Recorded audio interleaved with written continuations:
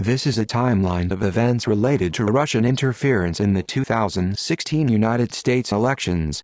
It includes events described in investigations into suspected inappropriate links between associates of Donald Trump and Russian officials until July 2016, with July 2016 through Election Day November 8, 2016, following.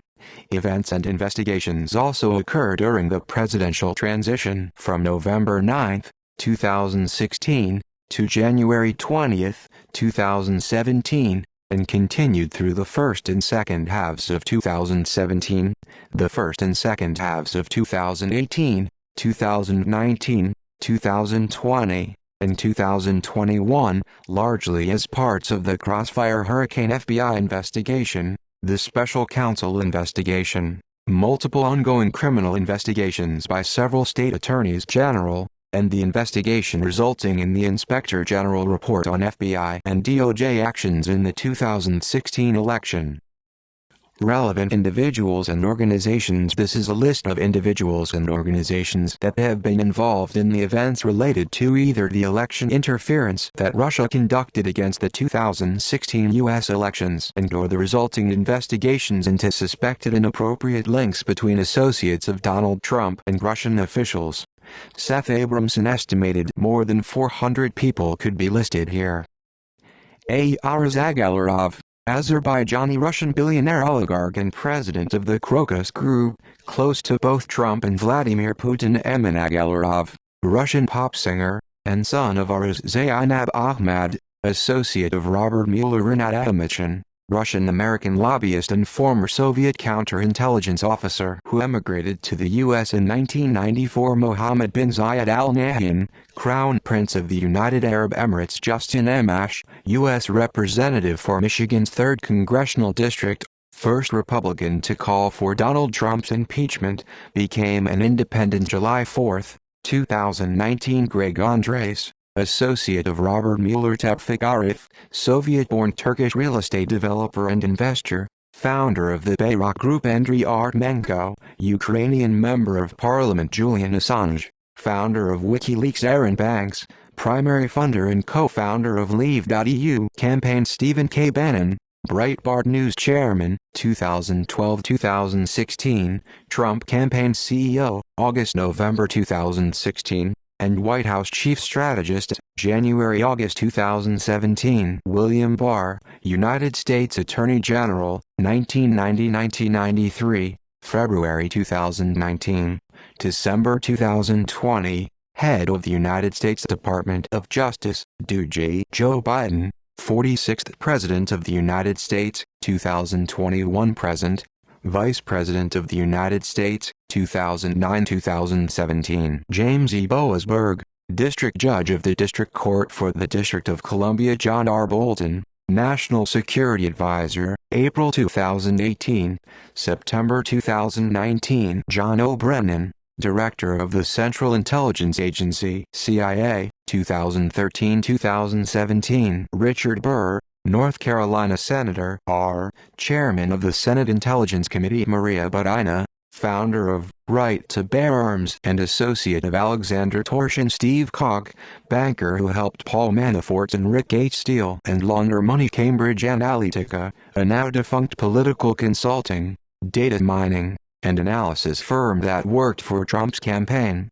Its parent company was SCL Group. Christian Cantor, Israeli diplomat in London. Michael Caputo, former chief of communications in New York for the Trump campaign, contracted to perform public relations work for Putin in 2000. James Clapper, Director of National Intelligence, DNI, 2010-2017. Kevin Klein-Smith, FBI lawyer. Hillary Clinton, 2016 Democratic presidential nominee, Secretary of State, 2009-2013, First Lady of the United States, 1993-2001. Sam Clovis, former co-chairman and policy advisor for the Trump campaign. Dan Coates, Director of National Intelligence, since March 2017. Michael Cohen, Donald Trump's personal attorney, 2006-2018. Columbus Nova, The American investment arm of Victor Vekselberg's business empire. James B. Comey, 7th Director of the Federal Bureau of Investigation (FBI), 2013-2017. Concord Management and Consulting, accused of funding a troll farm that interfered in the 2016 election. Rafael Correa, former Ecuadorian President Jerome Corsi, American political commentator and associate of Roger Stone. Gregory Craig, former Obama White House counsel. Randy Credico, American perennial political candidate. Rick Dearborn, White House Deputy Chief of Staff, January 20, 2017. March 16, 2018, and Executive Director of Trump's Presidential Transition Team. Oleg Deripaska, Russian oligarch, aluminum magnate with close ties to Putin. Kirill Dmitriev, CEO of the Russian direct investment fund. Amy Donaldson, former Deputy White House counsel. Alexander Downer, Australian High Commissioner to the United Kingdom. Michael Drabin, associate of Robert Mueller. Eric A. Dubilier, former federal prosecutor and attorney for Concord Management and Consulting. Yuri Dubinin, ambassador of the Soviet Union to the United States, 1986-1990. Electronic Privacy Information Center, DC-based nonprofit that filed FOIA lawsuit for release of complete Mueller report. T.S. Ellis III, a United States District Judge of the Eastern District of Virginia, presiding over Paul Manafort's trial in Virginia. He was appointed by Ronald Reagan in 1987 and took senior status in 2007. Paul Erickson, Republican activist involved in several Republican presidential campaigns and romantic partner of Maria Butina. FM Nigel Farage, leader of UKIP, 2006-2009, 2010-2016, leader of the Brexit Party, since its founding in 2018, and a member of the European Parliament since 1999. Dianne Feinstein, California Senator, D., member of the Senate Intelligence Committee, Chairwoman, 2009-2015, and ranking member of the Senate Judiciary Committee. Michael T. Flynn, Director of the Defense Intelligence Agency, 2012-2014, National Security Advisor, January-February 2017. Dabney L. Friedrich, District Judge of the District Court for the District of Columbia. Rick Gates, Deputy to Manafort during the Trump campaign. Rudy Giuliani, Mayor of New York City, 1994-2001, and personal attorney for President Trump since April 2018. John Gleeson,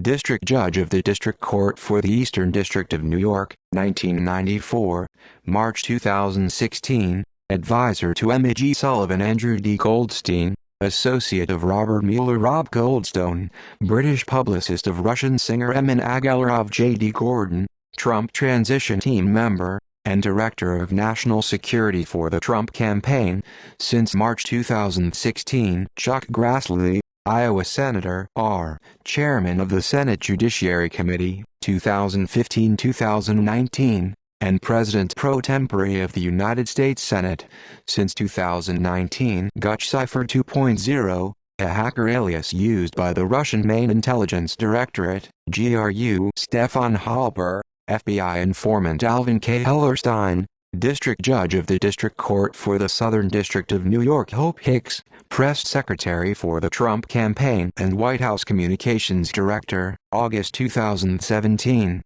February 2018. Beryl A. Howell, Chief United States District Judge for the District Court for the District of Columbia. Internet Research Agency, IRA, a Russian entity charged with coordinating online propaganda efforts. Finances managed by Kuzia Nova, funded by Prigozhin. Andrew Introder, Columbus Nova CEO, cousin of Victor Vekselberg. Frederick Introder, brother of Columbus Nova CEO Andrew Introder, cousin of Victor Vekselberg. Anton Inyutsin, Russian Deputy Minister of Energy. Amy Berman Jackson, U.S. District Court Judge in the District of Columbia overseeing one of Mueller's cases against Paul Manafort. Boris Johnson, Prime Minister of the United Kingdom since July 2019. Jones Day, law firm that worked for the Trump campaign. Erkley Ike Volodz, Georgian-American Senior Vice President at the Crocus Group. Bijan Kian, also known as Bijan Rafiekian, business partner of Michael Flynn and part of the Trump transition. Konstantin V. Kilimnik,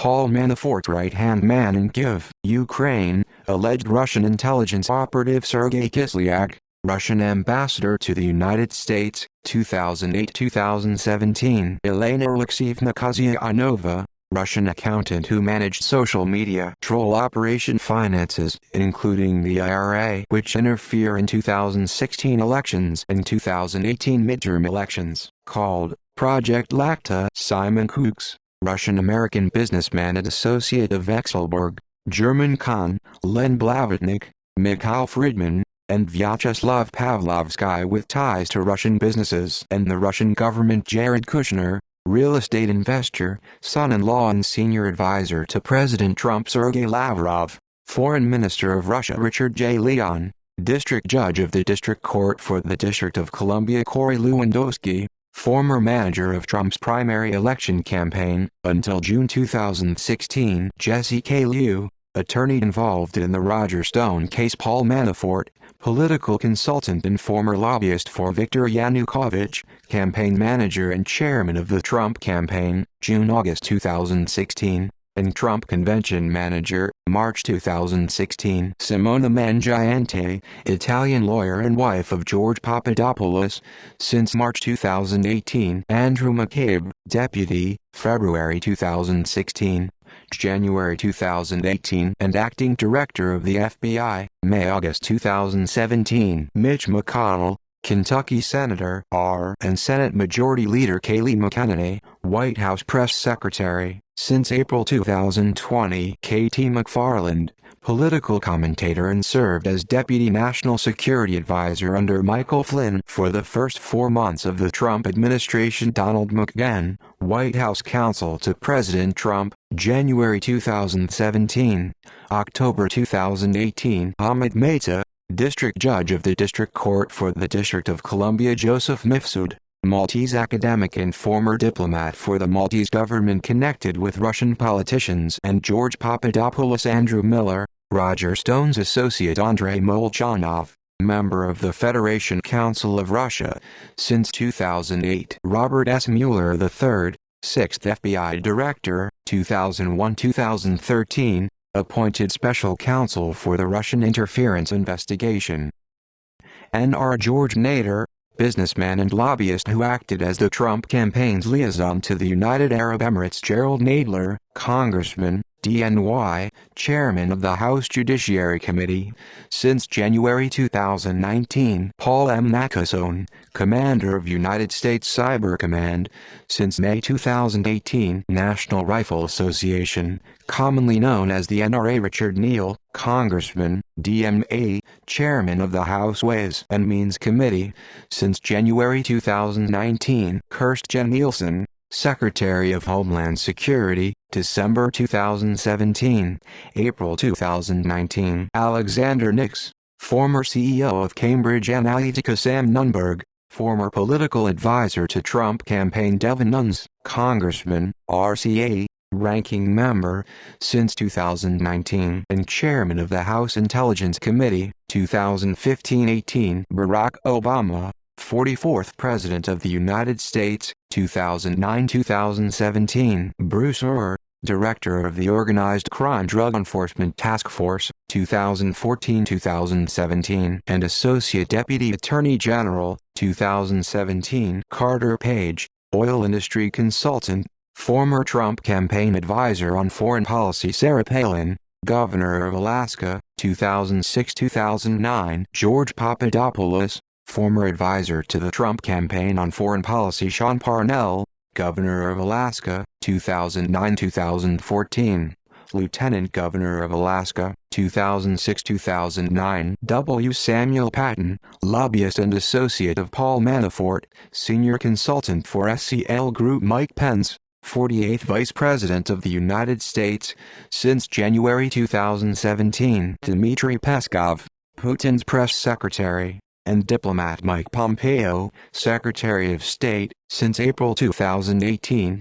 CIA Director, January 2017, March 2018. Reince Priebus, Trump's first White House Chief of Staff, former chairman of the Republican National Committee. Evgeny Prigozhin, Russian oligarch who funded the IRA and loans, Concord Management and Consulting, and Concord Catering, called Putin's chef. Eric Prince, chairman of Frontier Services Group, brother of Trump administration Education Secretary Betsy DeVos, and founder of private military company Academy, formerly known as Blackwater. Vladimir Putin, second and fourth president of Russia. James L. Quarles, associate of Robert Mueller. Edgardo Ramos, district judge of the District Court for the Southern District of New York. John Ratcliffe, Director of National Intelligence, May 2020. Present, Congressman, RTX, 2015, May 2020. Michelle Reagan,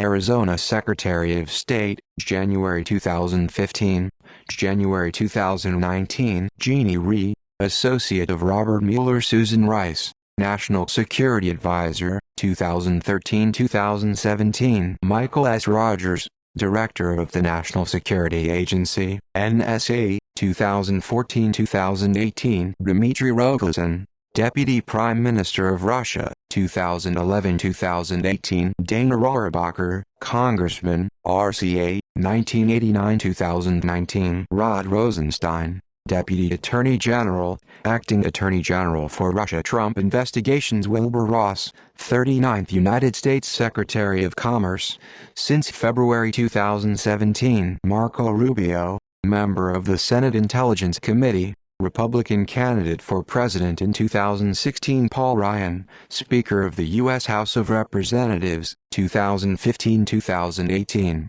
S.G. Bernie Sanders, 2016 Democratic primary presidential candidate, Vermont Senator, I, since 2007. Sarah Huckabee Sanders, White House Press Secretary, July 2017, June 2019. Felix Satir, Russian-American former mobster, real estate developer, and former managing director of Bayrock Group LLC. Adam B. Schiff, Congressman, DCA, Chairman of the House Intelligence Committee, since 2019, and Ranking Member, 2015-2018. Keith Schiller, former Deputy Assistant and Concurrent Director of Oval Office Operations, and longtime personal bodyguard to Trump. Karen Schreier, District Judge of the District Court for the District of South Dakota. SCL Group, parent company of Cambridge Analytica. Jay Sekulow, Chief Counsel at the American Center for Law and Justice, former personal attorney of Donald Trump. Jeff Sessions, United States Attorney General, February 2017, November 2018, Alabama Senator, R. 1997-2017. Member of the Center for the National Interest Advisory Council, 2016. Cody Shearer, political activist and former journalist, author of the Shearer Memo dossier that still passed on to the FBI. Brad Sherman, Congressman, DCA, since 1997. Dimitri Simes, publisher of The National Interest and CEO of think tank Center for the National Interest, CNI. Glenn Gar Simpson, co-founder of Fusion GPS, who hired Steele to compile damaging information on Trump and Russia. Skadden, New York City-based international law firm. Peter W. Smith, Republican operative and Illinois financier who had ties to Michael Flynn as early as 2015. Gordon Sondland, United States Ambassador to the European Union, since June 2018. Sean Spicer, White House Press Secretary, January-July 2017, and White House Director of Communications, June-July 2017. Christopher Steele, former British MI6 intelligence officer, author of Dossier on Trump and Russia. Jill Stein, Green Party nominee in the 2016 United States presidential election. Roger Stone, political consultant, staffer to President Richard Nixon, 1970-1974, business partner of Manafort, 1980s. Peter Strzok, FBI agent removed from the investigation in August 2017. Emmett G. Sullivan, District Judge of the District Court for the District of Columbia. Rex Tillerson, 69th United States Secretary of State, February 2017, March 2018, and CEO of ExxonMobil, 2006-2017. Ivan Timofeyev, Program Director of the Kremlin-sponsored Valdai Discussion Club. Erica Thompson, Australian diplomat in London. Alexander Torshin, Russian senator from Mariel Republic, 2001-2015, and deputy governor of the Central Bank of Russia, 2015-2018. Anthony Trenga, district judge of the District Court for the Eastern District of Virginia. Donald Trump, 45th President of the United States, 2017-2021. Real estate developer, 1971-2016. Donald Trump Jr., Executive Director of the Trump Organization, son of Donald Trump. Eric Trump, Executive Vice President of the Trump Organization, son of Donald Trump. Ivana Trump, first wife of Donald Trump. Ivanka Trump, advisor to the President, since March 2017, daughter of Donald Trump. Cyrus Vance Jr., New York County District Attorney, 2010 present. Alex van der Zwaan, Dutch attorney guilty of making false statements to the FBI. Viktor Vekselberg, Russian oligarch. Natalia Veselnitskaya, Russian attorney, best known for lobbying against the Magnitsky Act. Kurt Volker, U.S. Special Representative for Ukraine negotiations, July 2017, September 2019. Reggie Walton, District Judge of the District Court for the District of Columbia. Jennifer Williams, advisor to Mike Pence on European and Russian affairs. Alan Weisselberg, Chief Financial Officer of the Trump Organization. Andrew Weissman, associate of Robert Mueller. Matthew Whitaker, acting U.S. Attorney General, November 2018, February 2019. Andy Wigmore, Director of Communications for Leave.eu and close associate of Aaron Banks. Michael Wolff, journalist and author of Fire and Fury about the Trump White House. Christopher A. Wray, Director of the FBI, since August 2017. Alexander Yakovenko, Russian Ambassador to the United Kingdom, since 2011. Viktor Yanukovych, President of Ukraine, 2010-2014. Aaron Zebly, associate of Robert Mueller. Volodymyr Zelensky, President of Ukraine, since May 2019. Before Donald Trump's 2016 candidacy. 1977. According to former KGB Major Yuri Shvets, Trump became the target of a joint Czech intelligence services and KGB spying operation after he married Czech model Ivana Zelníková. 1986. Soviet Ambassador Yuri Dubinin invites Trump on an all-expenses-paid trip to the Soviet Union. 1987. Konstantin Kilimnik attends the Military Institute of the Ministry of Defense from 1987 until 1992. July. Trump and his wife, Ivana, who speaks Russian, make their first visit to the Soviet Union, which included the Russian Soviet Federative Socialist Republic, RSFSR. 13. They scout potential construction sites for a Trump Tower. Moscow. 1991. December 26. Dissolution of the Soviet Union occurs, wherein the RSFSR becomes the Russian Federation, commonly known as Russia. 1996. Trump returns to Russia, visits Moscow with Howard Lorber and Bennett S. Lebo to scout potential properties for skyscrapers and hotels, registers his trademark, and makes connections with the development company Bayrock Group, which would result in Trump Soho and Felix Satir, who became crucial to later Trump-Moscow talks.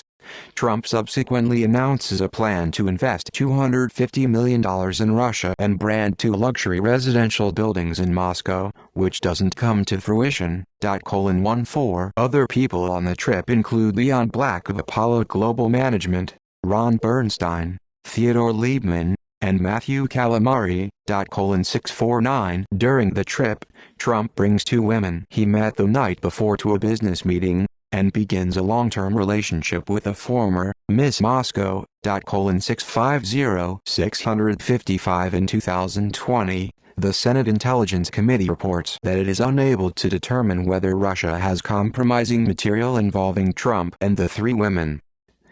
2000. February 14. Trump withdraws his bid for the Reform Party nomination in the 2000 United States presidential election, 75, but writes that he cannot rule out another run for president. Stone chaired Trump's exploratory committee. 2001-2004. Patton and Kilimnik worked together at the International Republican Institute, IRI. Putin runs the think tank's Moscow office and considers Kilimnik a key employee. 2004 Manafort begins his relationship with his patron, Deripaska. November 22. The Orange Revolution begins, eventually resulting in a revote order by the Supreme Court of Ukraine. 155. 2005 Trump gives Bayrock Group an exclusive deal to build a Trump-branded property in Moscow. Kilimnik leaves the IRA to work for Manafort in Ukraine. June 23.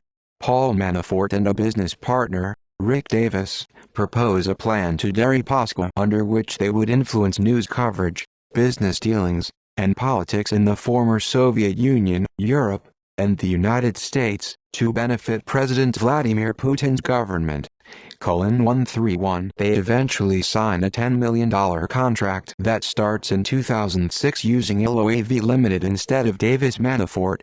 They maintain a business relationship until at least 2009. 2006 At Donald Trump's request, satire accompanies Ivanka Trump and Donald Trump Jr. on a Moscow trip, and arranges for Ivanka to sit in Putin's office chair during the tour of the Kremlin. 17 January.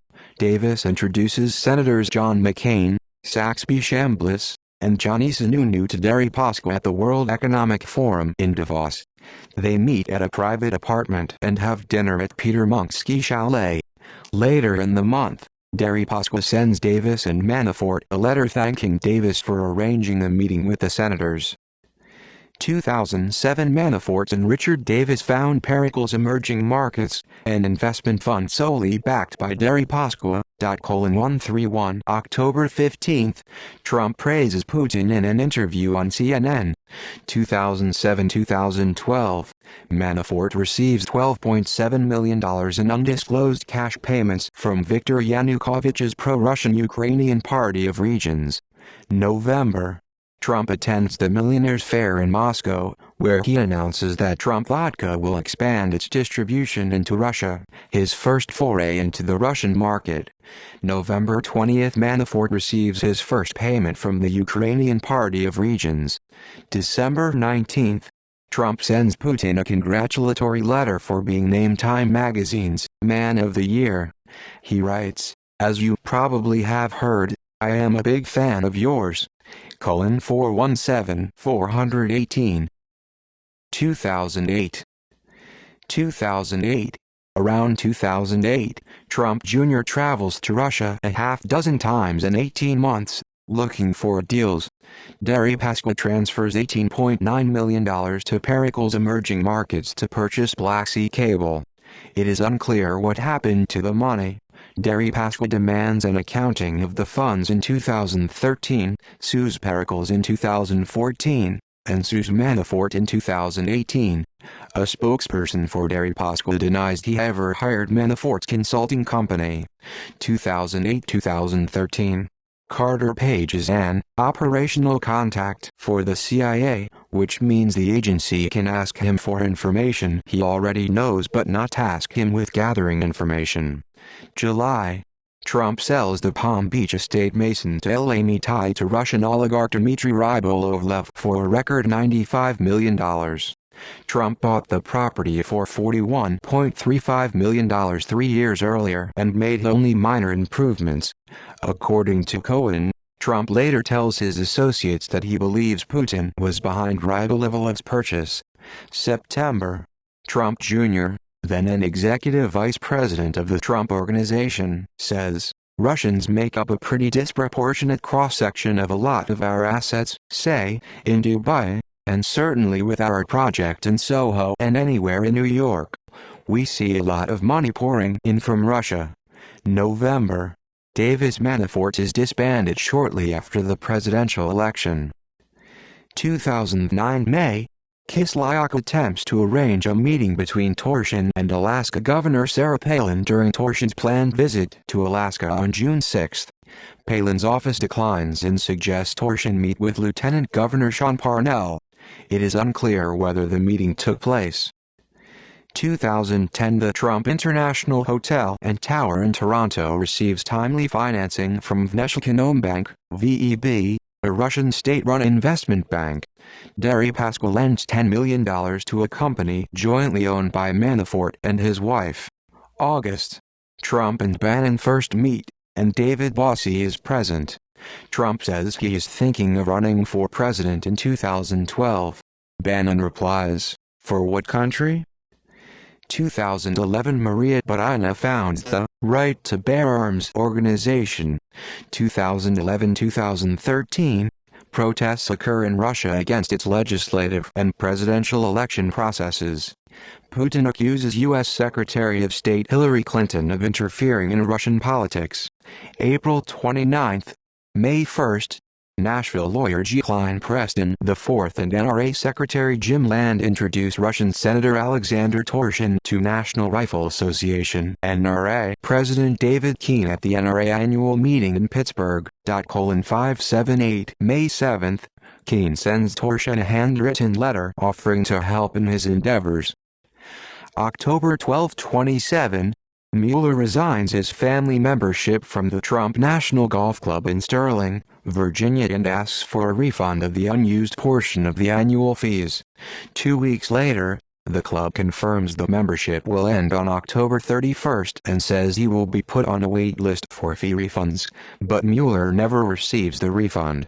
Beginning in May 2017, Trump claims this incident forms a conflict of interest that should prevent Mueller from serving as the special counsel investigating him. December 8, Putin states that Clinton set the tone for some opposition activists and gave them a signal. They heard the signal and started active work. 2012 The FBI warns Representative Dana Rohrabacher that he is being targeted by Russian agents to recruit him as an agent of influence. That is, someone who can affect U.S. policy. Italian MEP Gianni Pittella introduces Simona Mangiante, the future wife of George Papadopoulos, to Mifsud in Brussels.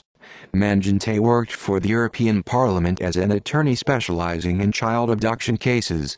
February 10, Torshin registers as a life member of the NRA using Russian diplomat Igor Matveyev's address and Preston's phone number. 578 April 12-15, Torshin attends the NRA annual convention in St. Louis, Missouri with an all-access pass.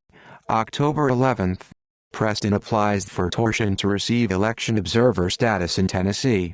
October 25, Manafort receives the last of $12.7 million in payments from the Ukrainian Party of Regions.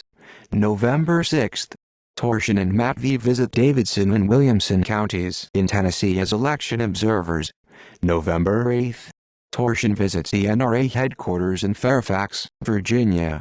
December 14, President Barack Obama signs the Magnitsky Act into law to punish Russian officials responsible for human rights violations. 2013 Apparent security hackers gain access to the Trump Organization's domain registrar account at GoDaddy and register hundreds of shadow subdomains with IP addresses located at a company in St. Petersburg, Russia known for hosting websites containing malware. Most of the subdomains are created in August. By November 1, 2017, the subdomains disappeared after the Trump Organization was notified of the issue, although the organization denied that any breach occurred. January, Carter Page, a petroleum industry consultant, passes documents about the oil market to Viktor Podobny, a Russian intelligence agent. He later claims the documents were public information. Podobny is charged with being an unregistered foreign agent in 2015. March 13, the FBI interviews Manafort about his offshore business dealings. March 19, Manafort has dinner with Rohrabacher as part of his lobbying efforts for the government of Ukraine. Vin Weber, a partner at Mercury Affairs, is also in attendance.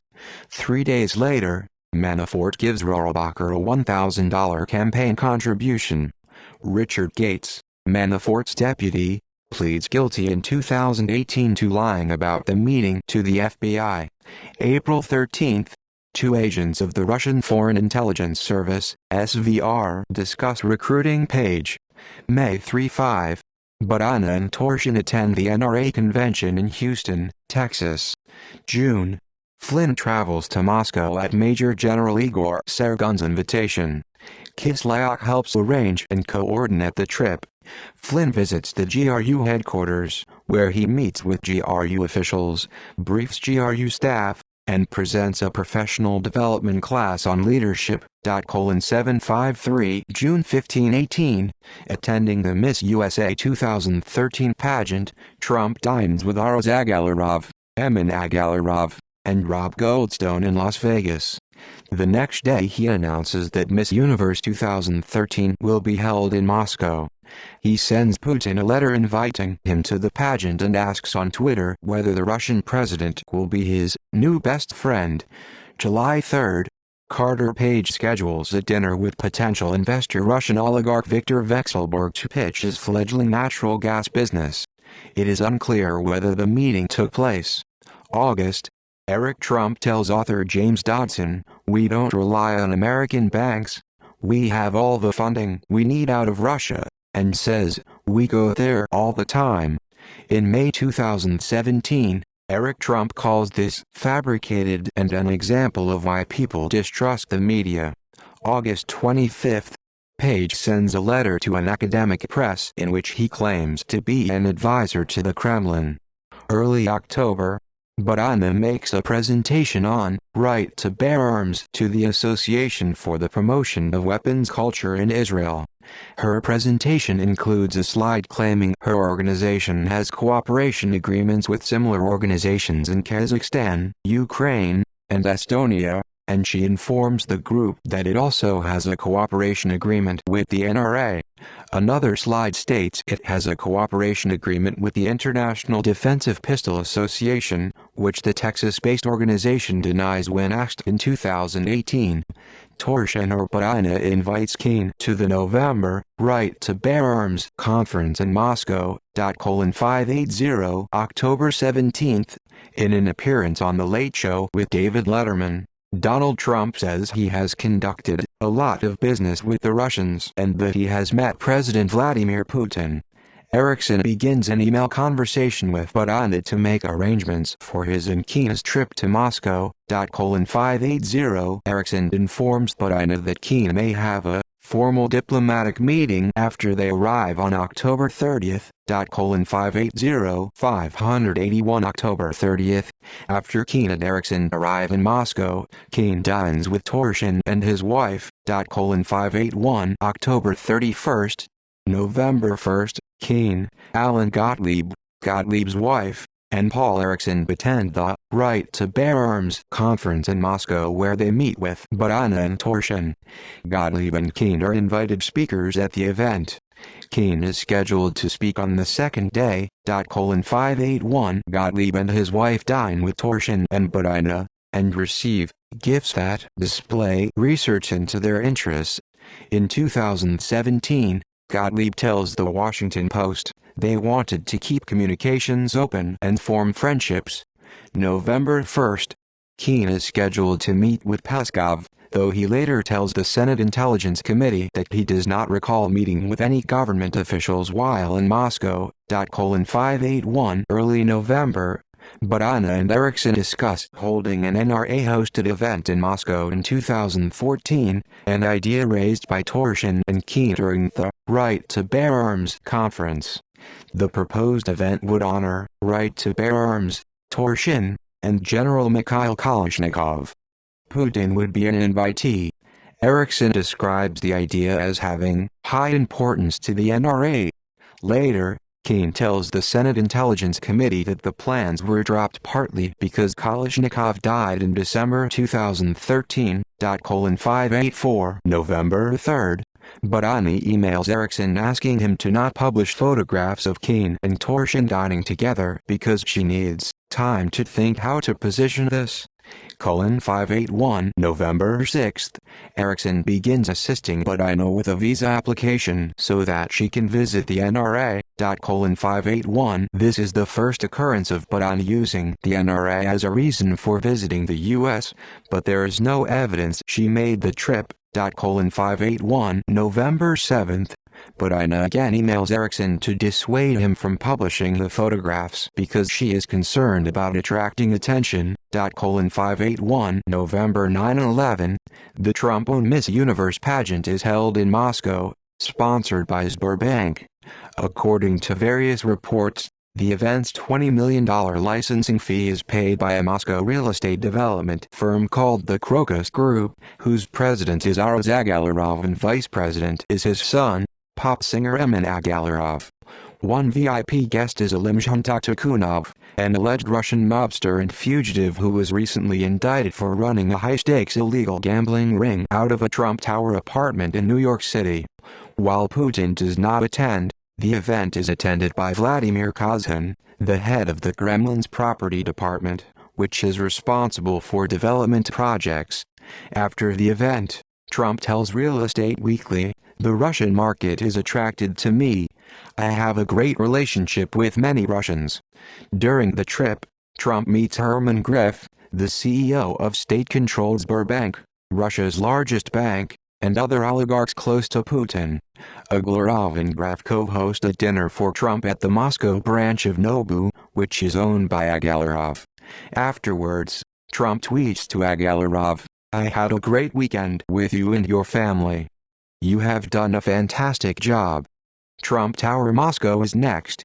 November 12. The Moscow Times reports that Trump is in talks with Russian companies to build a new Trump Tower in Moscow. November 21.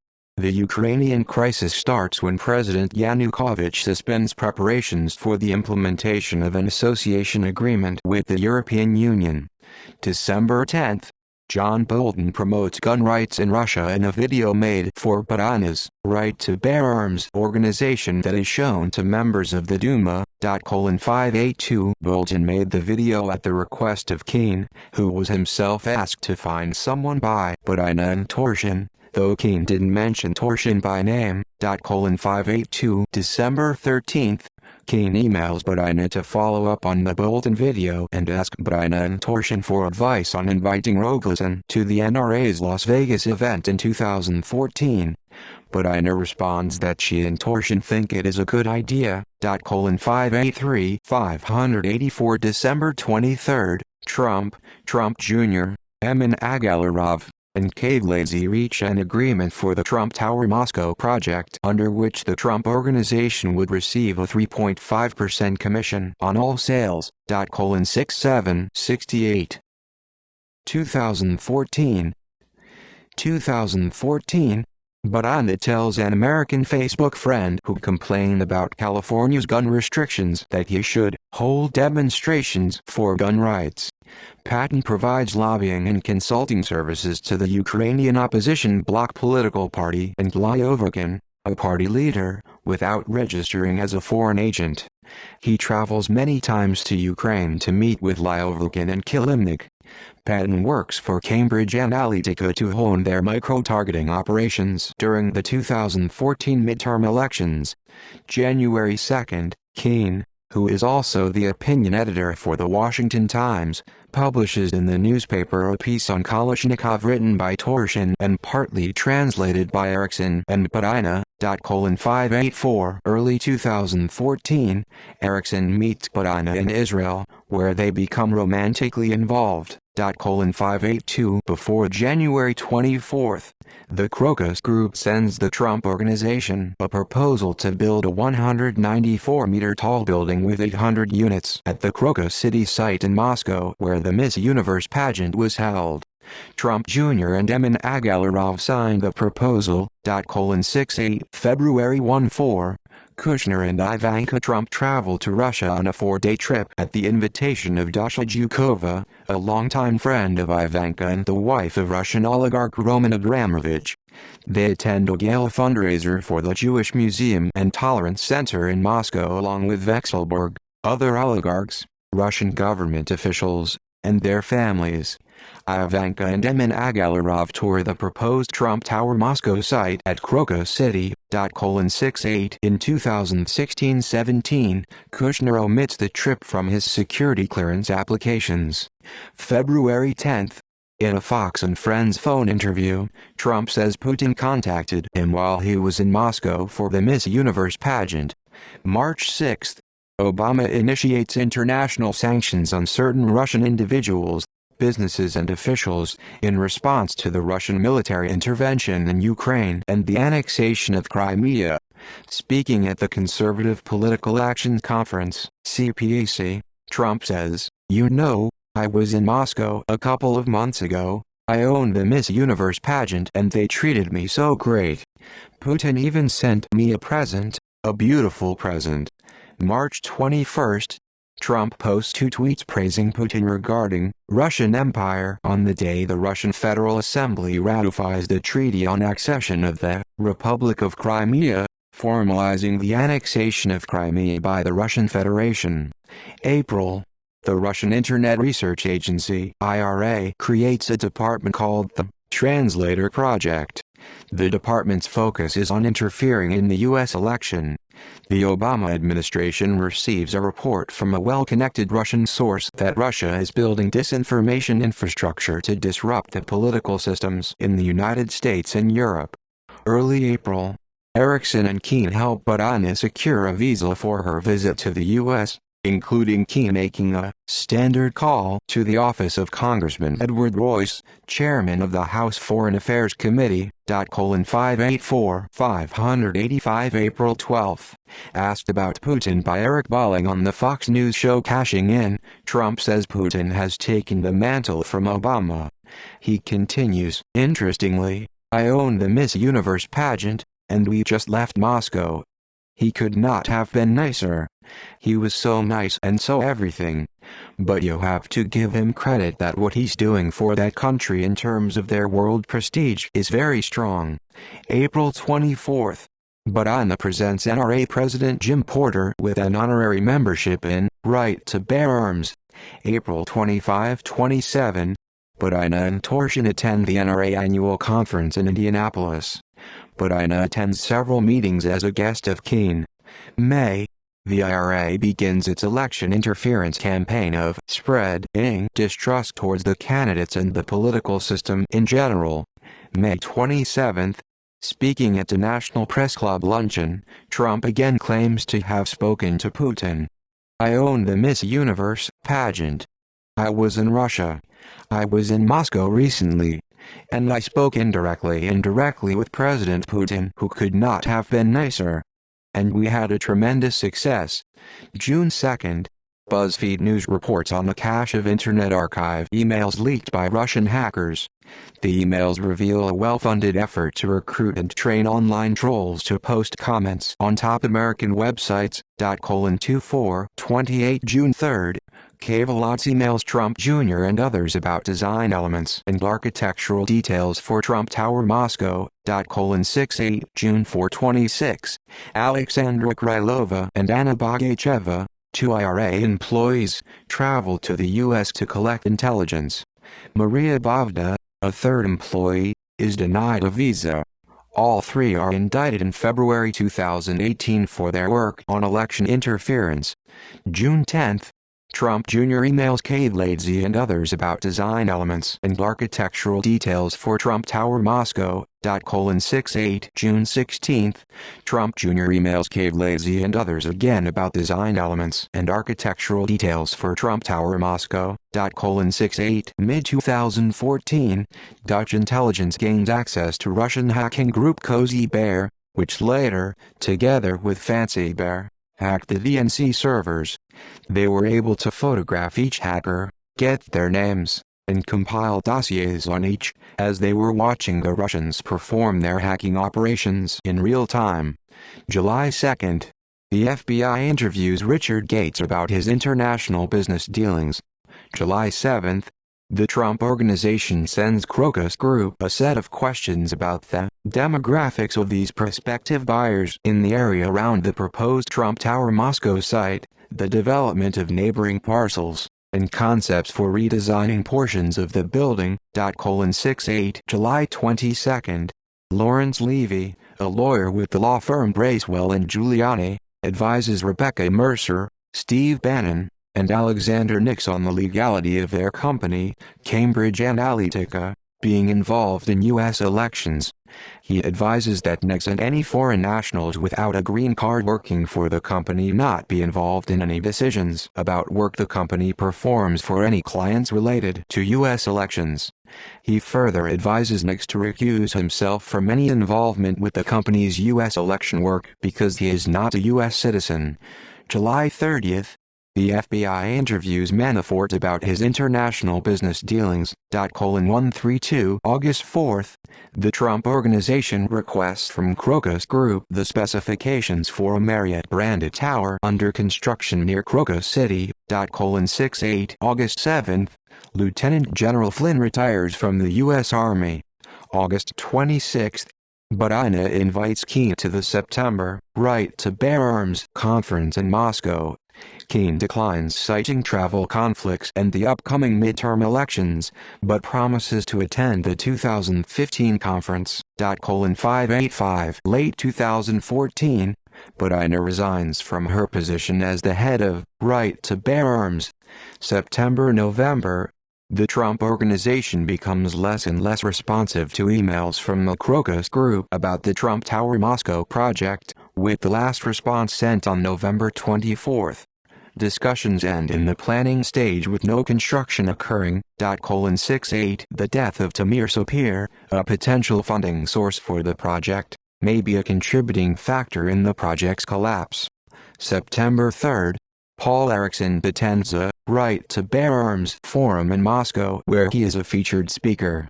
September 11th, the IRA spreads a hoax they created about a fictitious chemical plant fire in Centerville, St. Mary Parish, Louisiana, purportedly started by ISIS. The hoax includes tweets and YouTube videos showing a chemical plant fire. Centerville is home to many chemical plants, but the plant named in the tweets does not exist. Initial tweets are sent directly to politicians, journalists, and Centerville residents. September 21st, October 11th, the Material Evidence Art Exhibition is displayed at the Art Beam Gallery in the Chelsea neighborhood of New York City. It portrays the conflicts in Syria and Ukraine in a pro-Russian light. It is promoted by Twitter accounts that also spread the September 11th chemical plant fire hoax. The exhibition is partly funded by the IRA. October 8th, a Defense Department lawyer informs Flynn in writing that as a retired officer he is bound by the emoluments clause of the U.S. Constitution because he can be recalled to service at any time. On April 27, 2017, Flynn comes under investigation for possibly receiving emoluments from Turkey and Russia. November 21, Bruce Orr and Christopher Steele discuss cultivating Deripaska as a U.S. intelligence asset. November 26-30, an unnamed IRA employee travels to Atlanta. November 27, a tweet allegedly from a woman in New York City claims that she had food poisoning from a turkey she bought at Walmart. Within hours, there are numerous similar postings on Tumblr and Twitter making similar claims, Wikipedia articles about the incident, and a story on an alleged news site. All are created by the IRA in what is later believed to be a test to gauge how easily they can manipulate Americans. 53 December 1st, Butina emails Erickson asking him to help two Russian firearms companies, the Scientific Research Institute of Applied Chemistry and the Vytsko-Polyansky Engineering Plant, attend the April 2015 NRA conference. 586 December 13th, the IRA uses Twitter to spread a hoax about an Ebola outbreak in Atlanta. Many of the Twitter accounts used in the September 11th chemical plant fire hoax also spread this hoax. The hoax includes a YouTube video of medical workers wearing hazmat suits. Using a different set of Twitter accounts, the IRA spreads a hoax about a purported police shooting of an unarmed black woman in Atlanta. The hoax includes a blurry video of the purported event. January-June 2015 Russian oligarch Vladimir Potanin's investment fund All Point Capital Partners purchases ByteGrid LLC, which operates some of Maryland's election systems. Potanin is described as very close to Putin.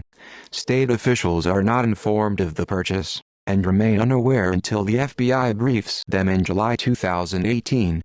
Patton and Kilimnik start a consulting firm together in Washington, D.C., called Begemot Ventures International Limited. The firm provides consulting services in Ukraine and lobbying services in the U.S. for Ukrainian political parties without registering as a foreign agent. Begemot shares office space with Cambridge Analytica.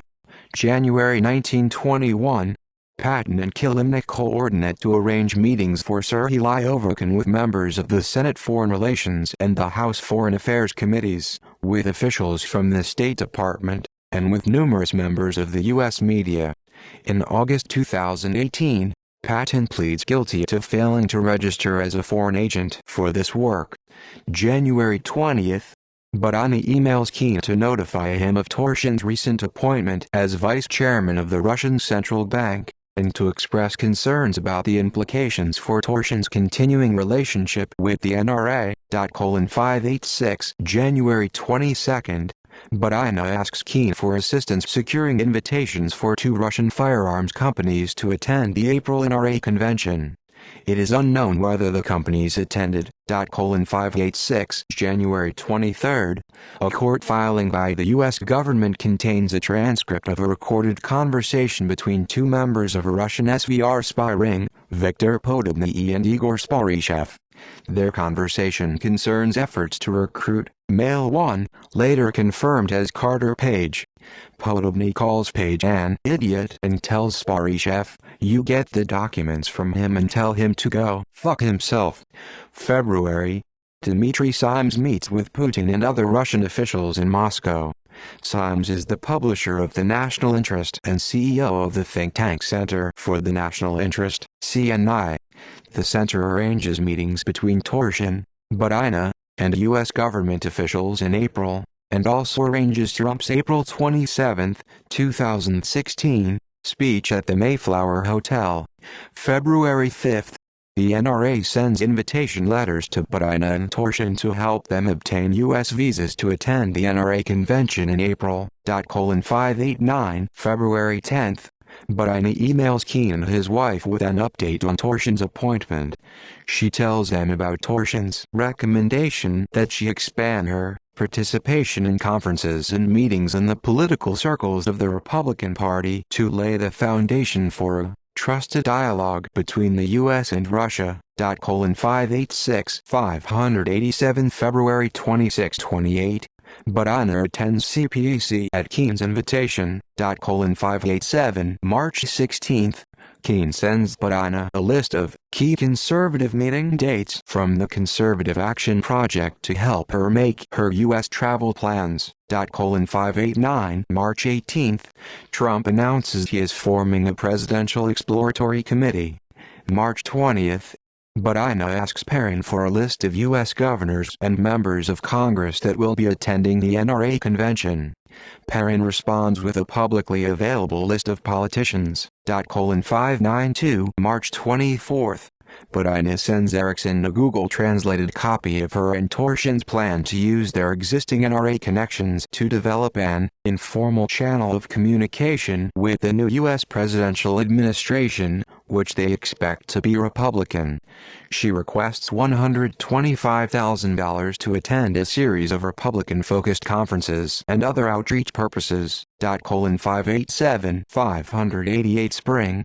U.S. intelligence intercepts conversations of Russian government officials discussing associates of Donald Trump. The IRA performs its first experiment in organizing a live event. They lure Facebook users in New York City to a purported event offering free hot dogs. There are no hot dogs, but enough people show up for the IRA to consider the experiment a success. April Flynn begins advising ACU Strategic Partners, a company seeking to build nuclear power plants in the Middle East involving a sanctioned Russian company. Budyna and Torshin meet with Treasury Undersecretary for International Affairs Nathan Sheets to discuss U.S.-Russian economic relations during the Obama administration. The meeting was arranged by the CNI. April 5. The CNI sends Badina an itinerary of events it arranged for Badina and Torshin to attend, including meetings with U.S. government officials. 589-590 April 7. Torshin and Badina meet with Federal Reserve Vice Chairman Stanley Fischer to discuss U.S.-Russian economic relations during the Obama administration. The meeting was arranged by the CNI. Torshin and Badina participate in discussions about the Russian financial situation and its impact on Russian politics at a private event moderated by Hank Greenberg and organized by the CNI. Keane, Grover Norquist, and CNI officials including Symes, Burt, and Paul Saunders. 590 April 8. At Keane's invitation, Torshin, with Badina translating, gives remarks at the NRA's Charlton Heston Recognition Dinner. 590-591 April 10. Badina, Torshin, and David Keane attend a fundraiser in Tennessee for Wisconsin Governor Scott Walker. April 11-12. Torshin and Badina attend the NRA convention in Nashville, Tennessee. Erickson arranged the trip, and the NRA president's assistant Nick Perrin handled the itinerary. 589 Torshin briefly converses with Trump. Torshin and the Trump family dispute how much was said.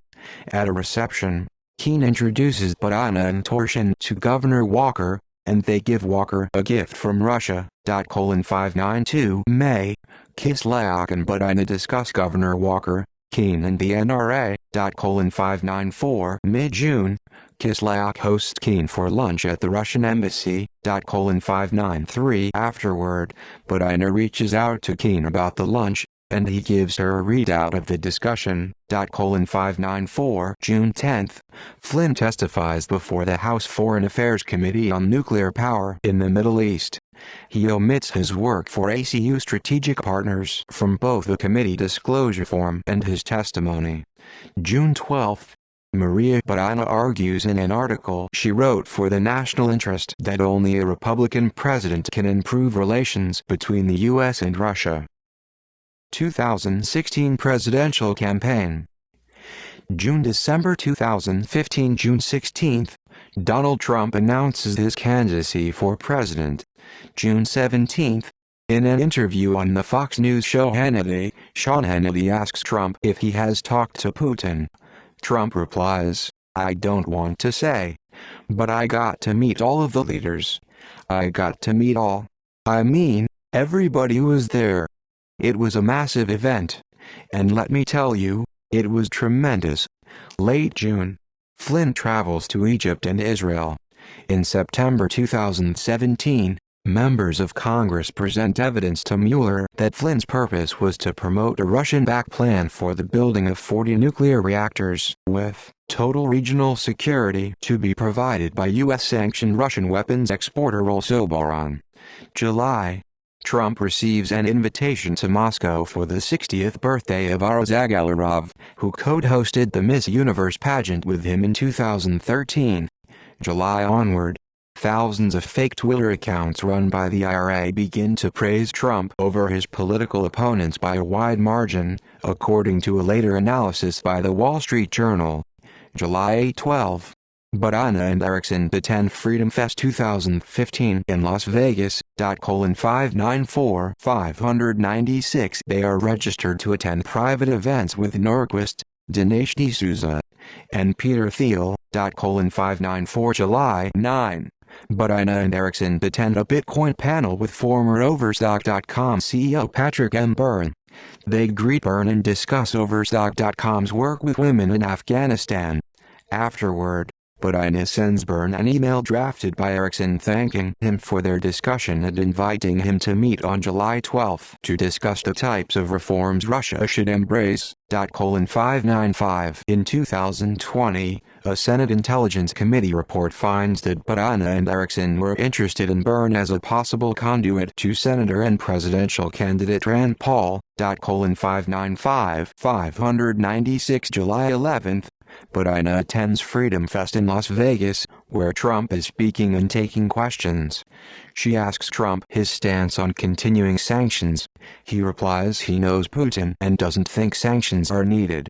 Reviewing a video of the encounter, Bannon says Trump had a fully developed answer. July 13. Butina is present at Wisconsin Governor Scott Walker's presidential candidacy announcement. At Torshin's request, she writes an analytical assessment of Walker's candidacy. 592-593 July 15. George Papadopoulos contacts Trump campaign manager Corey Lewandowski about joining the campaign as a policy advisor. 81 July 17. Keene sends Torshin a letter introducing Rohrabacher and suggesting they meet during the congressman's August trip to Moscow. 596 July 24. Rob Goldstone emails Trump's assistant Ronograph, suggesting that Emin Agalarov could arrange a meeting between Putin and Trump. Summer. Hackers linked to the Russian Federal Security Service, FSB, gain access to the Democratic National Committee's computer network. Dutch intelligence services gain access to Russian hacking group Cozy Bear in mid-2014 and later alert their U.S. counterparts that Cozy Bear, together with Fancy Bear, have penetrated the Democratic National Committee (DNC) servers. July 31. Flynn gives a speech to Kaspersky Government Security Solutions, a subsidiary of Kaspersky Lab, for which he is later paid $11,250. 755 August. Papadopoulos emails Michael Glassner, the executive director of Trump's campaign committee, expressing further interest in joining the campaign as a policy advisor. He continues corresponding with Glassner and Lewandowski for months, but is repeatedly told no position is available for him.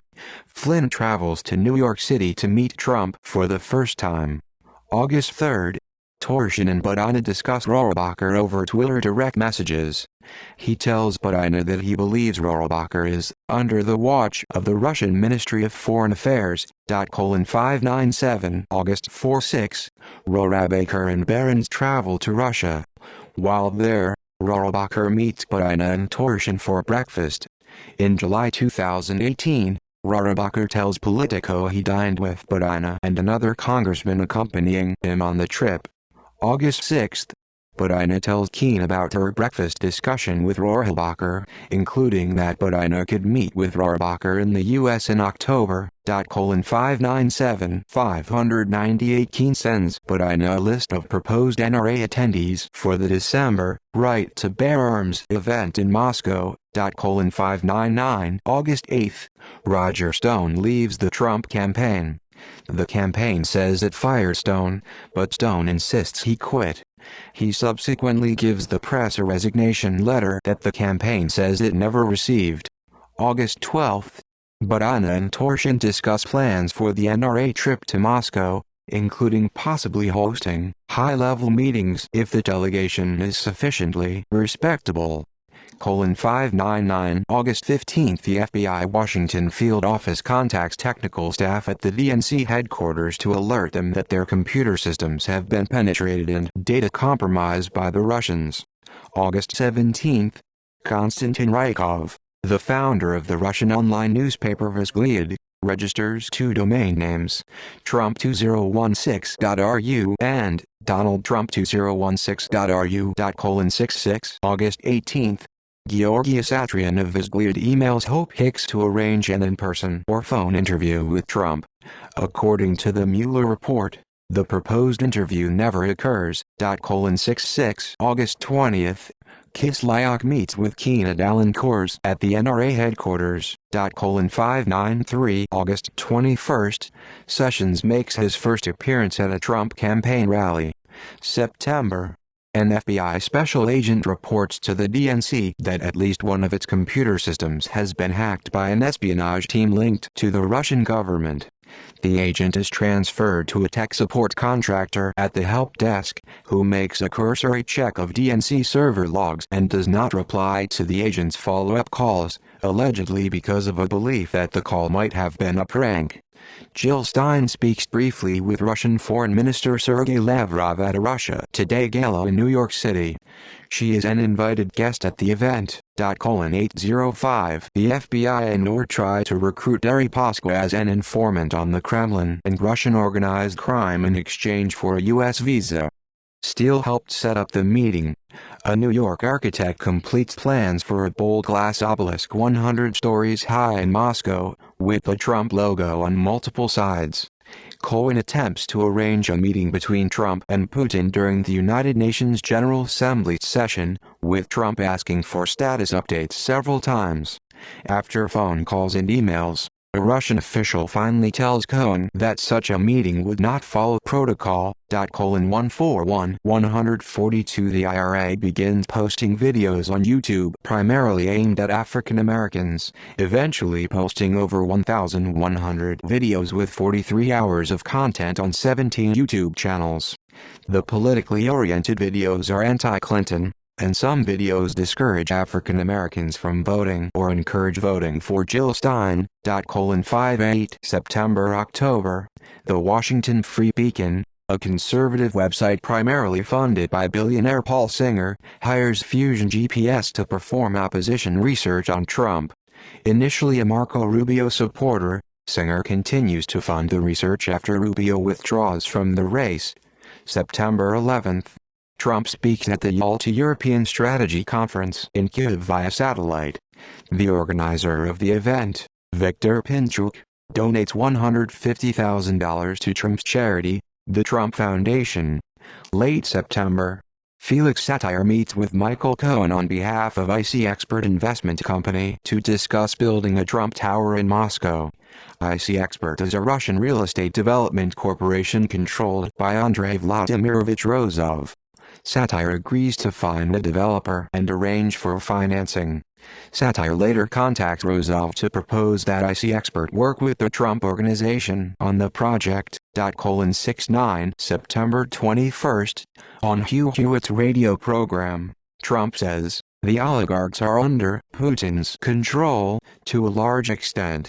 I mean, he can destroy them, and he has destroyed some of them. 2 years ago, I was in Moscow. I was with the top-level people, both oligarchs and generals, and top of the government people.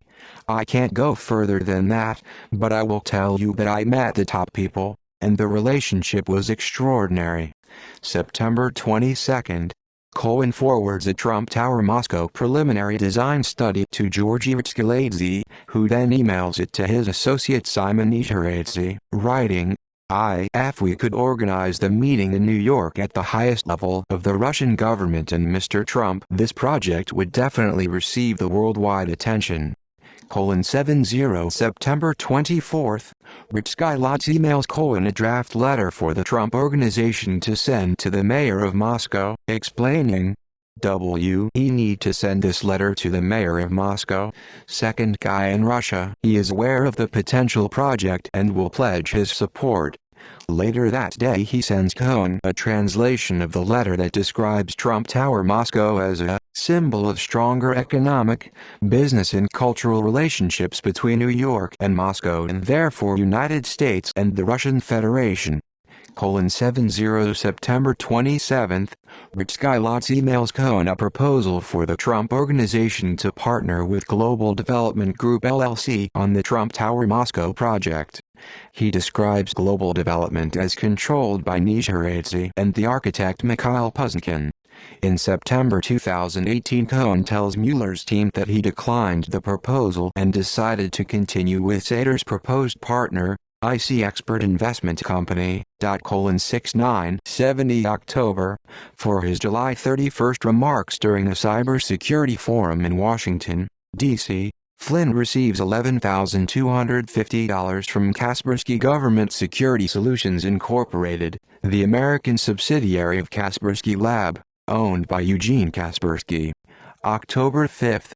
Flynn gives an interview to Russia Today in which he criticizes the U.S. approach to ISIS and suggests the U.S. work with Russia to confront the group. 755. After the interview, his son, Flynn Jr., receives an invitation from Russia Today for Flynn to be a guest of honor at their December gala in Moscow. 755. October 6. Butina sends Torshin a list of 7 potential members for the NRA Moscow delegation, including Kors and his wife, Goldschlager and his daughter, and Keen and his wife, 600-601 October 9.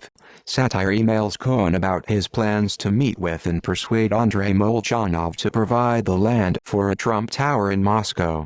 October 12. Cohen has a series of email exchanges with Felix Satire about developing a Trump property in Moscow. Satire tells Cohen that VTB Bank will fund the project, and that his associates will be meeting with Putin and the deputy on October 14. October 13. Satire sends Cohen a letter of intent signed by Andrei Rozov for Trump to sign to move the Moscow project forward. October 14. Russia Today invites Stein to its anniversary gala in Moscow. 805 October 19. Badani emails Erickson asking how influential Kors, Keane, Goldschlager, and Liberator are in U.S. politics, stressing that they need politically important people to attend the December conference in Moscow. 599 October 20. Flynn gives a speech to Volga Dnepr Airlines for $11,250. 755 October 25. Badina invites incoming NRA President Pete Brownell to join the NRA Moscow delegation in December so that he can meet Russian gun manufacturers and retailers. 599 October 28. Trump signs a letter of intent, LOI, to construct a Trump-branded building in Moscow hours before the third Republican presidential debate, a fact made public in August 2017. The LOI proposes that the tower have approximately 250 first-class, luxury residential condominiums and a first-class, luxury hotel consisting of approximately 15 floors and containing not fewer than 150 hotel rooms. The Trump Organization would receive 5% of all condominium sales and 3% of all rental and other revenues, and 20% of the operating profit. 71 Stein and Nadia Ivanova of Russia Today discuss arranging meetings for Stein with Russian government officials during Stein's upcoming trip to Moscow, including with Putin and Lavrov. According to Stein, she makes her request through Russia Today because she has contacts there and doesn't know anyone at the Russian embassy. 805 806 Erickson and Badina dine with Keane at the University Club of Washington, D.C. According to the Senate Intelligence Committee, they may have discussed Keane's desire to interview Putin for the Washington Times while in Moscow. 602 November. Trump associate Felix Satire emails Trump lawyer Michael Cohen. Michael, I arranged for Ivanka to sit in Putin's private chair at his desk and office in the Kremlin. Our boy can become president of the USA and we can engineer it. I will get all of Putin's team to buy in on this. Satire also tells Cohen that the Kremlin's VTB Bank is ready to finance a Trump Tower project in Moscow. November 2. Cohen emails the Trump Tower Moscow letter of intent to Rozov. 69 Badina asks Torshin how to arrange an interview for Keane with Putin. He responds that an interview is unlikely, but says he will pass on the request to Peskov. 602 November 3. In an email to Cohen, Satire predicts that building a Trump Tower in Moscow will help Trump's presidential campaign. I will get Putin on this program and we will get Donald elected. The IRA Instagram account, Stand for Freedom, attempts to organize a Confederate rally in Houston, Texas, on November 14. It is unclear whether anyone showed up. The Mueller report identifies this as the IRA's first attempt to organize a U.S. rally. November 9. Stein again emails Ivanova asking for help arranging meetings with Lavrov and Putin. 806 November 919. Russia Today arranges Stein's trip to Moscow and offers to pay for it. Stein declines and refuses to be paid for participating on panels at the event. Her campaign pays for the trip. 807 November 10. At the Republican debate in Milwaukee, Trump claims that he met Putin in a green room and got to know him very well while waiting to record their 60 Minutes interviews that aired on September 27. Fact-checkers quickly point out that Trump and Putin could not have met in the green room because Trump was interviewed in New York City and Putin was interviewed in Moscow. November 11. Flynn signs a contract with Russia Today to speak at its December gala in Moscow. 756 November 1216. Torshin and Budina discuss how to arrange a meeting with Rogozin requested by the NRA delegation since Rogozin is under U.S. sanctions. Budina says the delegation still wants the meeting despite the sanctions. 602-603 November 13. Budina tells Torshin that Symes banned CNI personnel from talking to her because he thinks she is an SVR agent. 590 Ivanova tells Stein that a meeting with Lavrov and Putin is unlikely, but Stein will be seated at Putin's table at the gala. She offers meetings with Duma Foreign Affairs Committee Chair Alexei Pushkov and Federation Council Committee on International Affairs Chair Konstantin Kosachev. 806-807 Concerned that Kors may not be able to attend the NRA Moscow trip, Budina emails David and Donna Keene to persuade Kors to attend. She highlights high-level special events Torshin arranged, writing that the Russian figures involved wanted to meet the head of the most powerful political organization in America.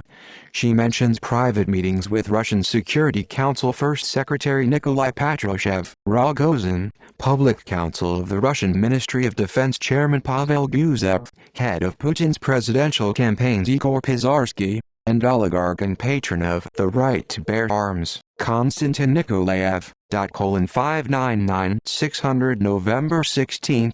Lana Urkova, aka Lani Alexander, sends an email to Ivanka Trump in which she offers the services of her husband, Dmitry Klokov, to the Trump campaign. 72 According to the Mueller report, Klokov is the Director of External Communications for PJSC Federal Grid Company of Unified Energy System, a large Russian electricity transmission company, and had been previously employed as an aide and press secretary to Russia's energy minister. 7273 Ivanka forwards the email to Cohen. 73 In July 2018, Urkova tells Mueller's team that Russian officials wanted to offer Trump land in Crimea among other things, and an unofficial meeting with Putin. 73 At least until August 2018, Cohen mistakenly thinks Klokov is the Olympic weightlifter of the same name. 73 November 18, IC Expert, the developer for the Trump Tower Moscow project and a signatory to Trump's letter of intent, receives a non-revolving line of credit from Sberbank for 10.6 billion rubles. IC Expert provides 100% of its equity to secure the line of credit. Sberbank agrees to finance 70% of the Trump Tower Moscow project, its largest commercial real estate loan to date. Klokov writes in an email to Cohen that he is a trusted person offering political synergy and synergy on a government level to the Trump campaign. He suggests that Cohen travel to Moscow and meet with him and an intermediary. He says the conversations could facilitate an informal meeting between Trump and Putin, and that any such meeting must be separate from any business negotiations, though it would lead to high-level support for projects. 73 November 19, the IRA creates the @TNGOP Twitter account, purporting to be the unofficial Twitter account of Tennessee Republicans. It peaks at over 100,000 followers. Julian Assange privately tells a group of core WikiLeaks supporters that he prefers the GOP win the election because Clinton is a bright, well-connected, sadistic sociopath who will have greater freedom to start wars than the GOP and has the will to do so. Klokov writes in an email to Cohen that a properly publicized meeting between Trump and Putin could have a phenomenal impact in a business dimension, and boost the level of projects if he receives Putin's endorsement. 73-74 Cohen rejects Klokov's offers, writing, "See, your RLOI developer is in talks with VP's chief of staff and arranging a formal invite for the two to meet." 74 In September 2018, Cohen tells Mueller's team that he rejected the offers because he was already pursuing business with Satire and understood Satire had Russian government connections of his own. 74 Erickson emails Brownell about a meeting with Russia's highest leader, Brownell responds with interest and forwards the email to his director of compliance. Erickson also informs Brownell that Brownell, will not be able to meet with Rogerson because of U.S. sanctions. 603 November 24. Perrin informs Padana that Brownell will join the NRA delegation in December. 599 November 25. In an email to Brownell, Erickson writes, "Most of the FSB agents assigned to her, Padana, want to marry her, saying that is why she was able to arrange a tour of a Russian arms factory for the NRA delegation." Perrin sends Keane an itinerary for the NRA's Russia trip that includes meetings with Lavrov and Rogozin. 604 Unable to attend the NRA Moscow trip, Kors writes a letter to Torshin designating Keane and Joe Gregory as official representatives in Moscow for the NRA. December. Unable to find a position in the Trump campaign, Papadopoulos joins the Ben Carson campaign. December 1. Satire emails Cohen, asking, "Please scan and send me a copy of your passport for the Russian Ministry of Foreign Affairs." 76 Russia Today announces that Flynn will be speaking at its gala. 756 December 2. Trump tells the Associated Press that he is not that familiar with Felix satire and refers questions to his staff. Flynn and his son, Michael G. Flynn, called Jr., visit Kislyak at his home. December 3.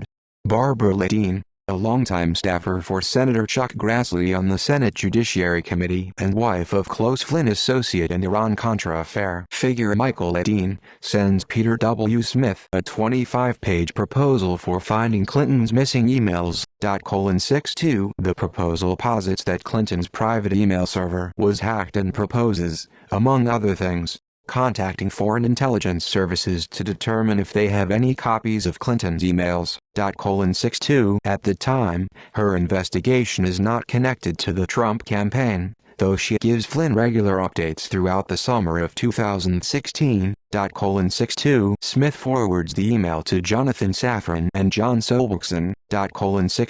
63 December 8.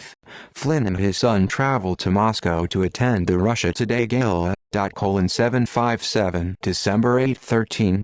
Outspoken Trump supporter Milwaukee Sheriff David Clark and his wife, 598 former NRA President David Keane, future NRA President Pete Brownell, NRA Golden Ring of Freedom Chair Joe Gregory, major NRA donors Hillary and Arnold Goldschlager, Outdoor Channel CEO Jim Liberator and his wife, 598 and NRA member Paul Erickson travel to Moscow for the Right to Bear Arms convention.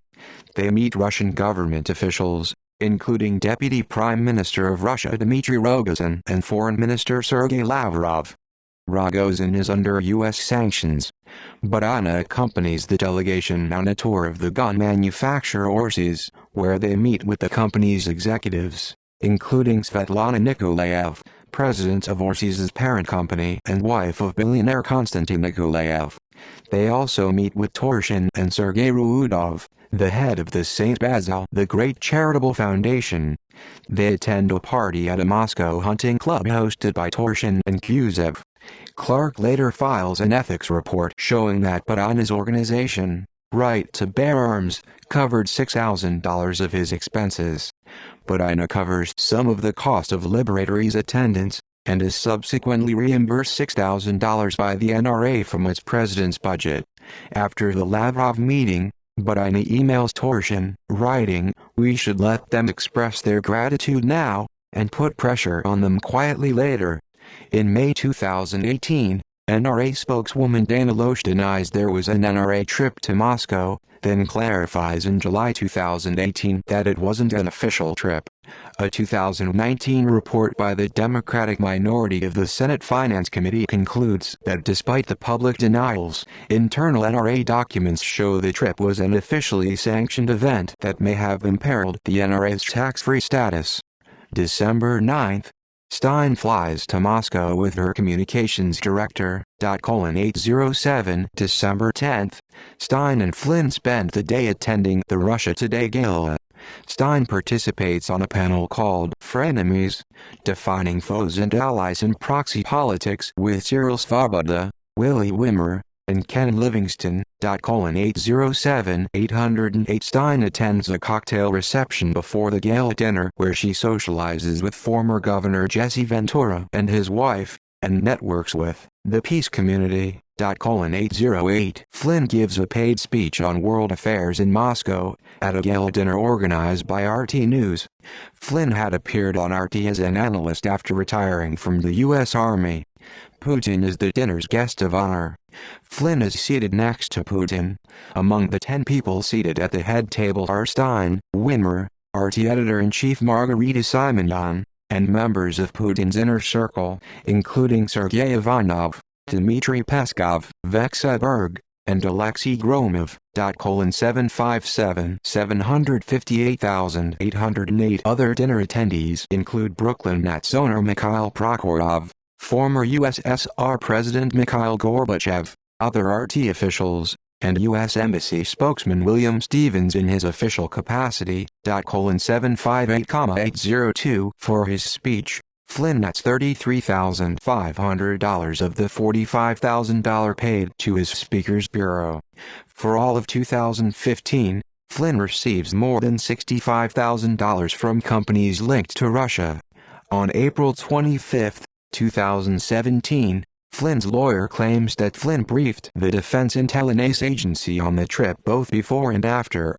ABC News reports that Trump denied knowing Satire under oath in a 2013 video deposition, even though Satire was involved in several of his high-profile projects. Trump testified, "If he were sitting in the room right now, I really wouldn't know what he looked like." On December 30th, Satire tells Cohen that he helped bury the story.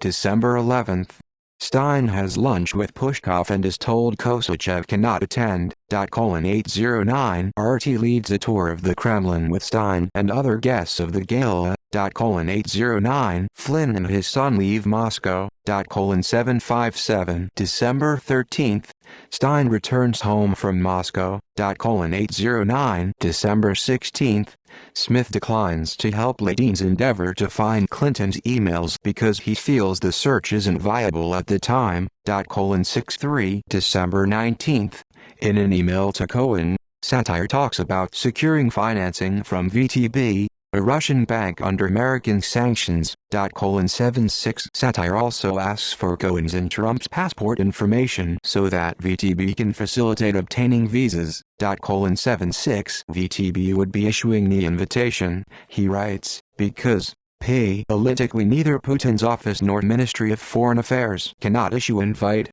so they are inviting commercially business. 76 He writes that they will be invited to the Russian consulate that week to receive an invitation and visas for traveling to Russia. 76 Cohen sends images of his own passport but not Trump's. 76 December 21st, Clinton campaign chairman John Podesta receives an email, which is later leaked by WikiLeaks, advising the campaign on how to handle Trump, recommending that the best approach is to slaughter Donald for his bromance with Putin. Satire texts Cohen asking again for a copy of Trump's passport. 77 Cohen replies, "After I returned from Moscow with you with a date for him." 77 In September 2018 Cohen tells Mueller's team that Rona Graf provided Trump's passport to Cohen's office, but the Mueller report says the team could not find any evidence of a copy being sent to Satire. 76-77 On Russian Deputy Prime Minister Sergei Prikodko's behalf, Mira Duma emails Ivanka Trump an invitation for Donald Trump to attend the St. Petersburg International Economic Forum. Duma is acquainted with Ivanka from the fashion industry. 78 December 30th, Cohen emails Satire complaining about the lack of progress on the Trump Tower Moscow project. Satire responds that he helped bury an ABC News story in which Trump denied knowing him. Cohen tells Satire in a text message that he will set up a meeting with Russian government officials himself. 74 December 31st, Satire tells Cohen that Ganbank Cyrillic capital letter G, Cyrillic small letter IE, Cyrillic small letter EN, Cyrillic small letter B, Cyrillic small letter E, Cyrillic small letter EN, Cyrillic small letter K, recently put under U.S. sanctions, will be the new funder for the Trump Tower Moscow project. Late 2015. Early 2016, Trump Jr. and Ivanka Trump are included on emails about the Trump Tower Moscow project. Ivanka Trump recommends an architect. January-March 2016. January, Flynn applies to renew his security clearance for 5 years. In an interview with security investigators, he claims U.S. companies paid for his trip to the RT dinner in Moscow. Documents subsequently obtained by the House Oversight Committee show that RT paid for the trip. FBI initiated tax evasion and money laundering investigation regarding payments from the Ukrainian government to Paul Manafort. January 3. GRU chief Sergun dies from a reported heart attack. Flynn reaches out to Kislyak to express his condolences. 758. January 7. Ivanka Trump forwards to Rona Graf the December 21 invitation for her father she received from Duma on Prikhodko's behalf. 78. January 11. Cohen tries to send an email to Dmitry Peskov asking to be connected to Putin's chief of staff, Sergei Ivanov, but it bounces because of a typo in the email address. 74. January 14. Cohen emails Peskov at info@prpress.gov.ru seeking help to jumpstart the Trump Tower Moscow project because the communication between our two sides has stalled, but does not receive a response. 74. In August 2017, Peskov tells CNN that Cohen's email went unanswered because it was solely regarding a real estate deal and nothing more. Graf responds to Duma's December 21 email that Trump is honored to be asked to participate in the highly prestigious St. Petersburg Forum, but must decline the invitation because of his very grueling and full travel schedule. Graf asks Duma if she should send a formal note to the Deputy Prime Minister, and Duma replies that that would be great. 7879. January 16. Cohen emails at Peskov at pr_peskov@prpress.gov.ru, the correct address he mistyped on January 11, and repeats his request to speak with Ivanov. 74. Later Cohen tells Congress and Mueller's team that he received no response to this email and abandoned the Trump Moscow project. He later admits to federal prosecutors that he did receive a response and continued working on the project and keeping Trump updated on progress into June 2016. 75. January 19.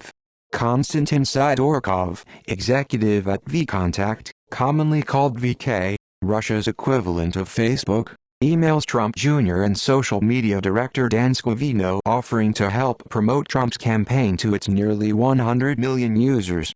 Goldstone brokered the overture. Sidorkov emails again on November 5, 2016. January 20. A Russian social media company emails Trump Jr., Trump's personal assistant, and Scavino about setting up a page for Trump's campaign. Peskov's personal assistant Elena Polikova sends an email to Cohen from her personal account asking him to call her on her personal phone number, which she provides. 75. Cohen calls her and explains the nature and status of the project, and asks for assistance with securing land and financing. 75. The conversation includes a discussion of giving Putin a $50 million penthouse in the tower as a gift. Later Cohen tells prosecutors that Polikova took notes, asked detailed questions, and said she needed to follow up with people in Russia. 75. January 21. Satire texts Cohen asking for a call. He writes, "It's about Putin they called today." 75:136. Satire emails Cohen a draft invitation from Genbank for Cohen to visit Russia, which Satire says is being offered at the behest of VTB. and asks Cohen if any changes need to be made. 75 Satire and Cohen work on edits for the next few days. 75 January 25. Satire sends Cohen a signed invitation from Andrei Ryabinsky of the company MHJ to travel to Moscow for a working visit about the prospects of development and the construction business in Russia, the various land plots available suited for construction of this enormous tower, and the opportunity to coordinate a follow-up visit to Moscow by Mr. Donald Trump. 75:136 In September 2018, Cohen tells Mueller's team that he didn't use the invitation to travel to Moscow because he didn't receive any concrete proposals for suitable land plots. 75-76 January 26. Satire asks Cohen to take a call from Evgeny Shyaikov, who is coordinating their project in Moscow. Cohen agrees. January 30. Carter Page emails senior Trump campaign officials, including Glasner, informing them that his discussions with high-level contacts with close ties to the Kremlin led him to believe a direct meeting in Moscow between Mr. Trump and Putin could be arranged. 9-8 February-April. Papadopoulos works for the same company as Mifsud, the London Centre of International Law Practice. February 2. Trump comes in second in the Iowa caucuses. In 2017, Cohen asserts that all efforts on the Trump Tower Moscow project ended before this date. February 4. Papadopoulos contacts Lewandowski via LinkedIn and emails Michael Glasner about joining the Trump campaign. 82 February 4-5. Kremlin Information Security Advisor Andrei Krutskik tells the Infoforum 2016 conference in Moscow that Russia's new information arena strategies are equivalent to the 1940s nuclear bomb tests that put the Soviet Union on equal footing when talking to the United States. February 4-6. Papadopoulos reaches out to the London Centre of International Law Practice, LCILP, looking for a job because his role at the Carson campaign is over. He takes a position at the ICILP's London office. 82 February 10. IRA instructs workers to use any opportunity to criticize Hillary and the rest, except Sanders and Trump. We support them. February 28. Sessions formally endorses Trump. February 29. Manafort submits a 5-page proposal to Trump outlining his qualifications to help Trump secure enough convention delegates and win the Republican presidential nomination. Manafort describes how he assisted several business and political leaders, notably in Russia and Ukraine. Trump receives a letter from Aras Agalarov expressing great interest in Trump's bright electoral campaign. March. Carter Page begins working for the Trump campaign as an unpaid foreign policy advisor. Early March. Papadopoulos tells Glasner he is free again to join Trump's campaign. Glasner connects Papadopoulos with campaign co-chairman Sam Clovis. Clovis tells Papadopoulos that improving Russia relations is a top foreign policy goal for the campaign.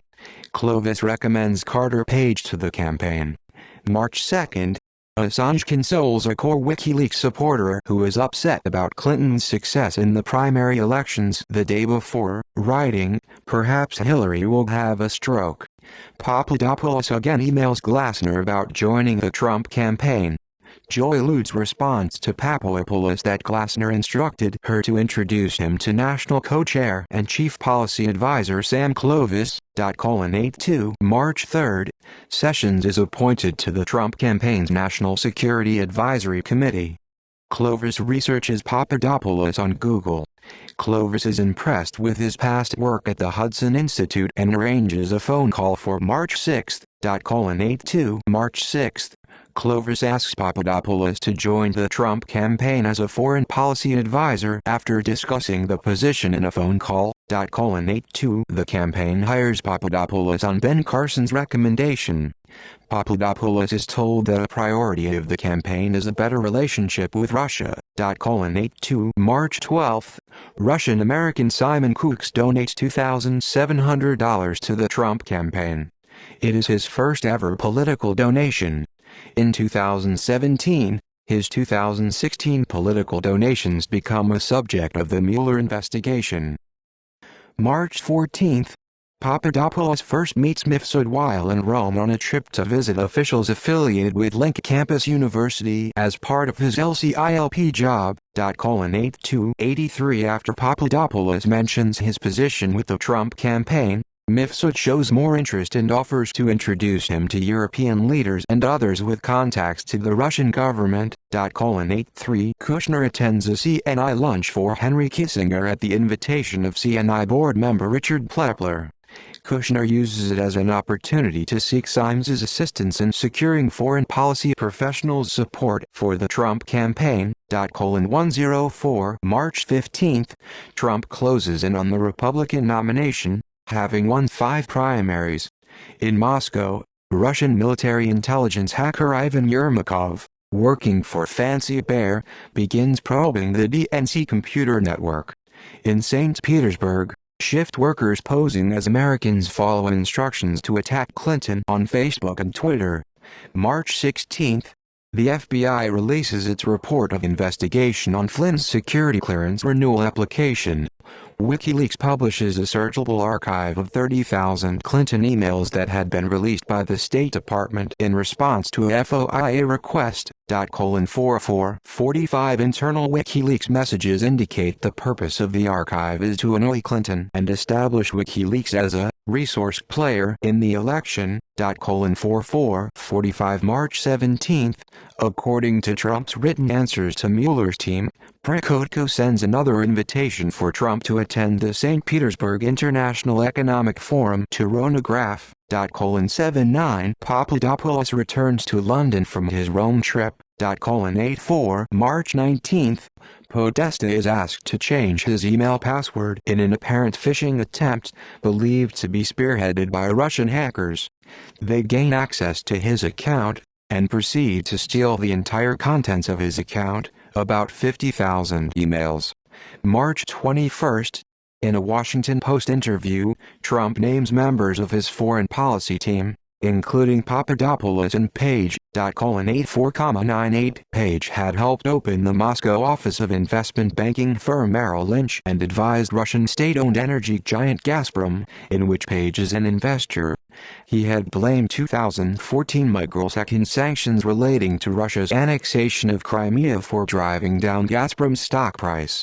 Russian hackers steal over 50,000 emails from Podesta's account. March 24. In London, Papadopoulos meets Mifsud and Olga Polanskaya, who falsely claims to be Putin's niece. Polanskaya tells Papadopoulos that she is a friend of the Russian ambassador in London and offers to help establish contacts with Russia. 84 Papadopoulos leaves the meeting with the expectation that he will be introduced to the Russian ambassador, but it never occurs. 84 Polanskaya is in regular email contact with Papadopoulos, in one message writing, "We are all very excited by the possibility of a good relationship with Mr. Trump." Papadopoulos emails Trump campaign officials about his new Russian contacts. He emails Trump's foreign policy team that he met with Putin's niece and the Russian ambassador in London, and claims the ambassador also acts as the deputy foreign minister of Russia. 84 He writes that the Russian leadership wants to meet with campaign officials in a neutral city or Moscow to discuss U.S.-Russia ties under President Trump, and that Putin and the Russian leadership are ready to meet with Trump. 84 Clovis replies that he thinks any meetings with Russians should be delayed until after the campaign has a chance to talk with NATO allies and we have everyone on the same page. 85 In 2018, Papadopoulos tells the House Judiciary Committee that he lied about meeting a Russian ambassador. 476 Papadopoulos searches Google for information on Polanskaya and discovers that she is not Putin's niece. 84 March 25. Lawyer Alexandra Chalupa, who worked in the White House Office of Public Liaison during the Clinton administration and has strong ties to the Ukrainian-American community, shares with the Ukrainian ambassador to the U.S. her concerns that Manafort may get involved with the Trump campaign. Chalupa had become familiar with Manafort's activities in Ukraine while researching the turmoil in the country over the previous 2 years for a pro bono client. March 26. Papadopoulos searches the internet for Andrei Klimov and Ivan Timofeyev. Mifsud introduces Papadopoulos to Timofeyev on April 18. 477 March 28. Manafort is brought onto the campaign to lead the delegate wrangling effort. According to Gates, Manafort travels to Mar-a-Lago in Florida to ask for the job, without pay, and is hired on the spot. 135 In 2018, Gates tells Mueller's team that Manafort's intention was to monetize his relationship with the new administration should Trump win. 135 Clovers emails Lewandowski and other campaign officials praising Page's work for the campaign. 98 March 29. On Stone's recommendation, Manafort joins the Trump campaign as convention manager, tasked with lining up delegates. Polinskaya attempts to send Papadopoulos a text message that was drafted by Mifsud. The message addresses Papadopoulos's wish to engage with the Russian Federation. 87 The Trump campaign announces that Manafort will be the campaign's convention manager. 134 March 30. Chalupa briefs the DNC's communications staff on Manafort's and Trump's ties to Russia. Gates sends 4 memoranda written by Manafort to Kilimnik for translation and distribution. The memoranda, addressed separately to Deripaska and Ukrainian oligarchs Lyoverkin, Akhmetov, and Boris Kolesnikov, describe Manafort's new role with the Trump campaign and express his willingness to continue consulting on Ukrainian politics.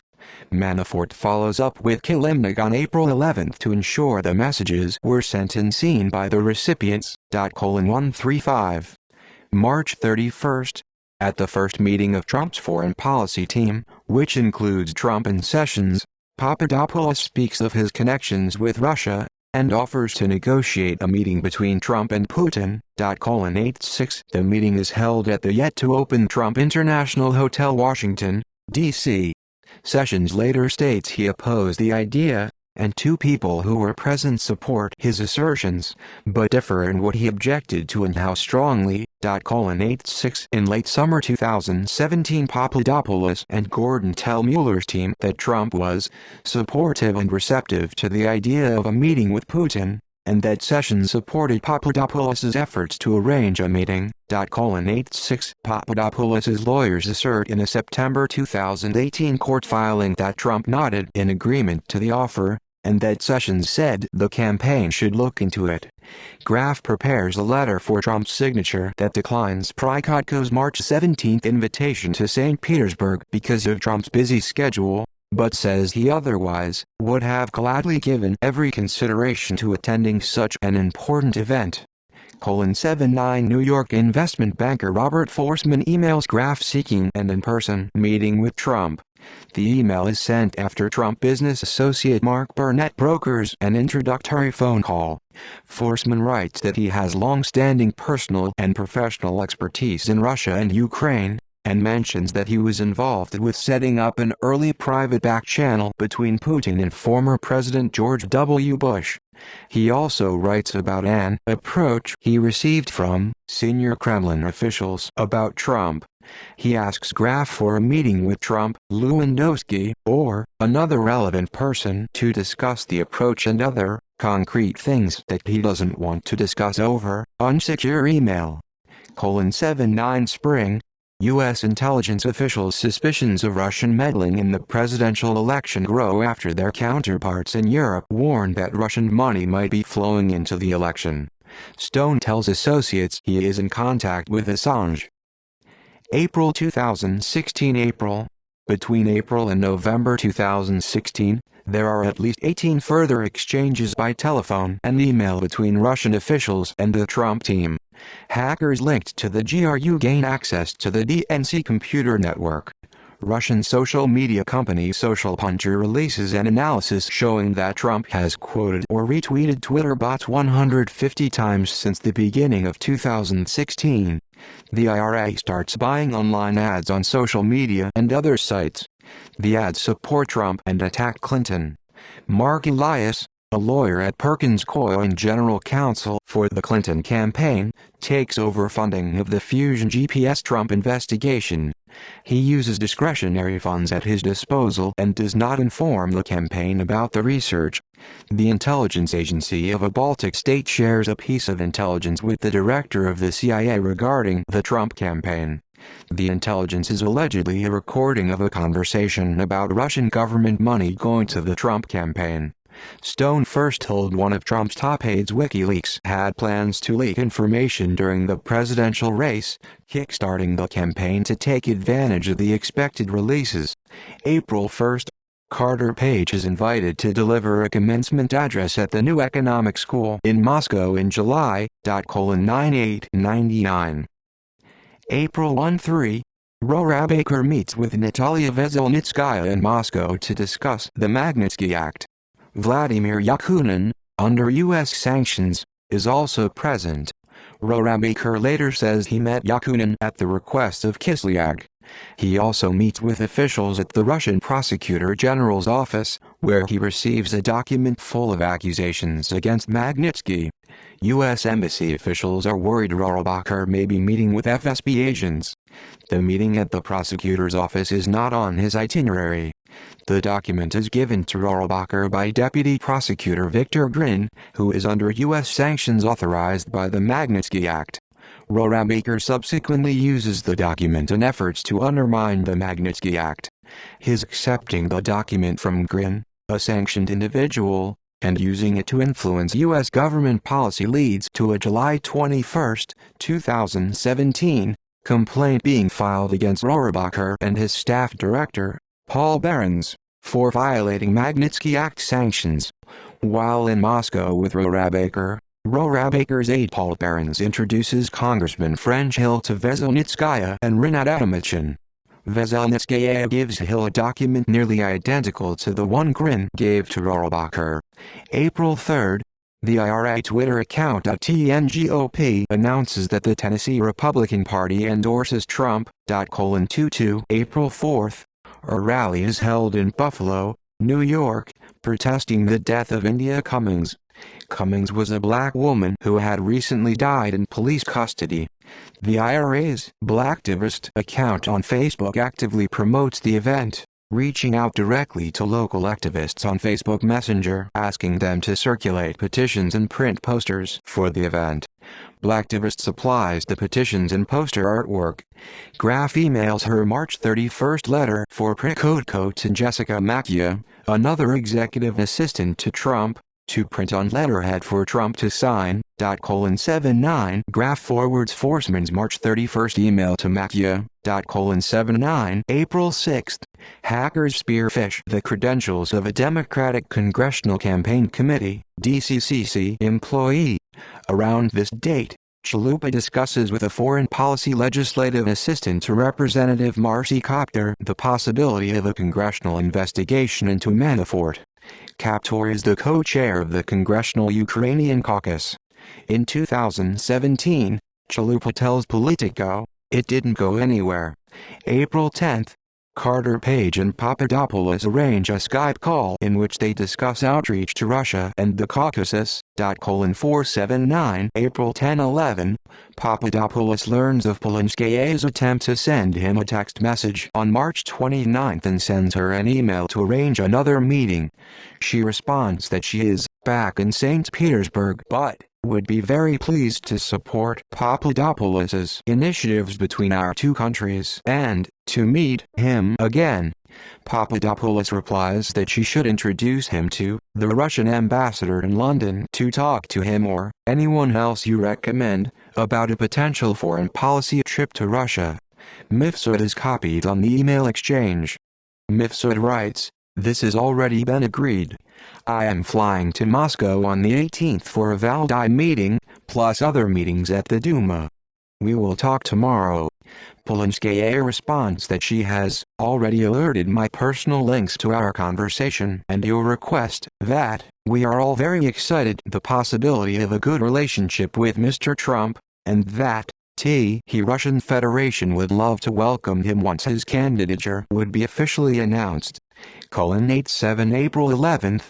Manafort and Konstantin Kilimnik exchange emails about whether recent press coverage of Manafort joining the Trump campaign can be used to make them whole with Deripaska.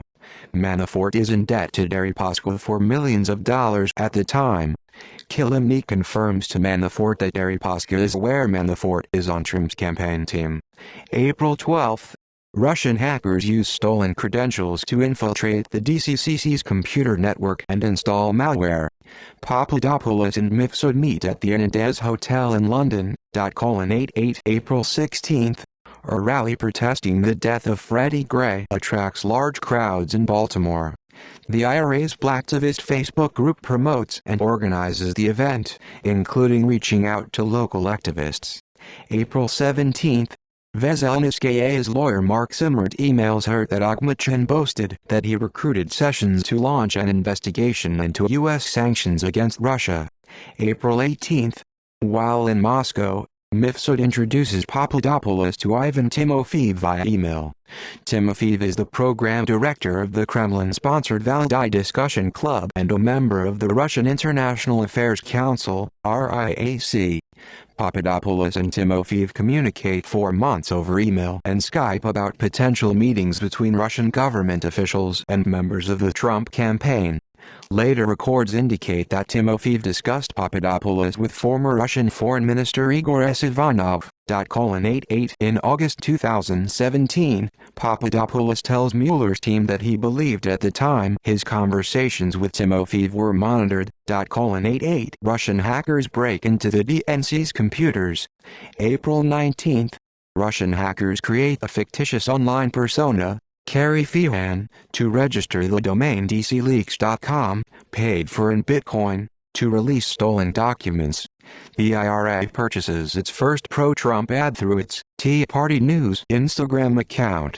The Instagram ad asks users to upload photos with the hashtag number Kids4TRU to make a patriotic team of young Trump supporters. Papadopoulos meets with Oleg Lebedev, a Russian Trump supporter, at the Byzantium Cafe in London. Papadopoulos thinks Lebedev is in the oil business in Moscow and has contacts in the Russian government. They met through Lebedev's wife, Maria Alsapoulou. 485 April 1921, Israeli Embassy in London political counsellor Christian Cantor introduces Papadopoulos to Australian High Commission to London political counsellor Erica Thompson by email. Papadopoulos and Thompson arranged to meet on April 26. 487 April 20th.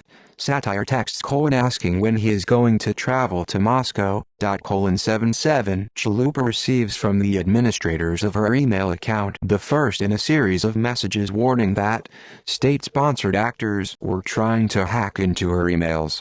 April 21st. A staffer at the CNI photographs a detailed outline of the foreign policy speech Trump was scheduled to deliver on April 27, which was sitting on the desk of Symes, the center's president. The House Intelligence Committee would later investigate Symes' involvement in drafting the speech. April 22. After talking on Skype, Ivan Timofeyev thanks Papadopoulos via email for an extensive talk and proposes meeting in London or Moscow. 483 April 23. A small group of white power demonstrators hold a rally they call Rock Stone Mountain at Stone Mountain Park near Stone Mountain, Georgia. They are confronted by a large group of protesters, and some violent clashes ensue. The counter-protest was heavily promoted by IRA accounts on Tumblr, Twitter, and Facebook, and the IRA website blackmatters.com.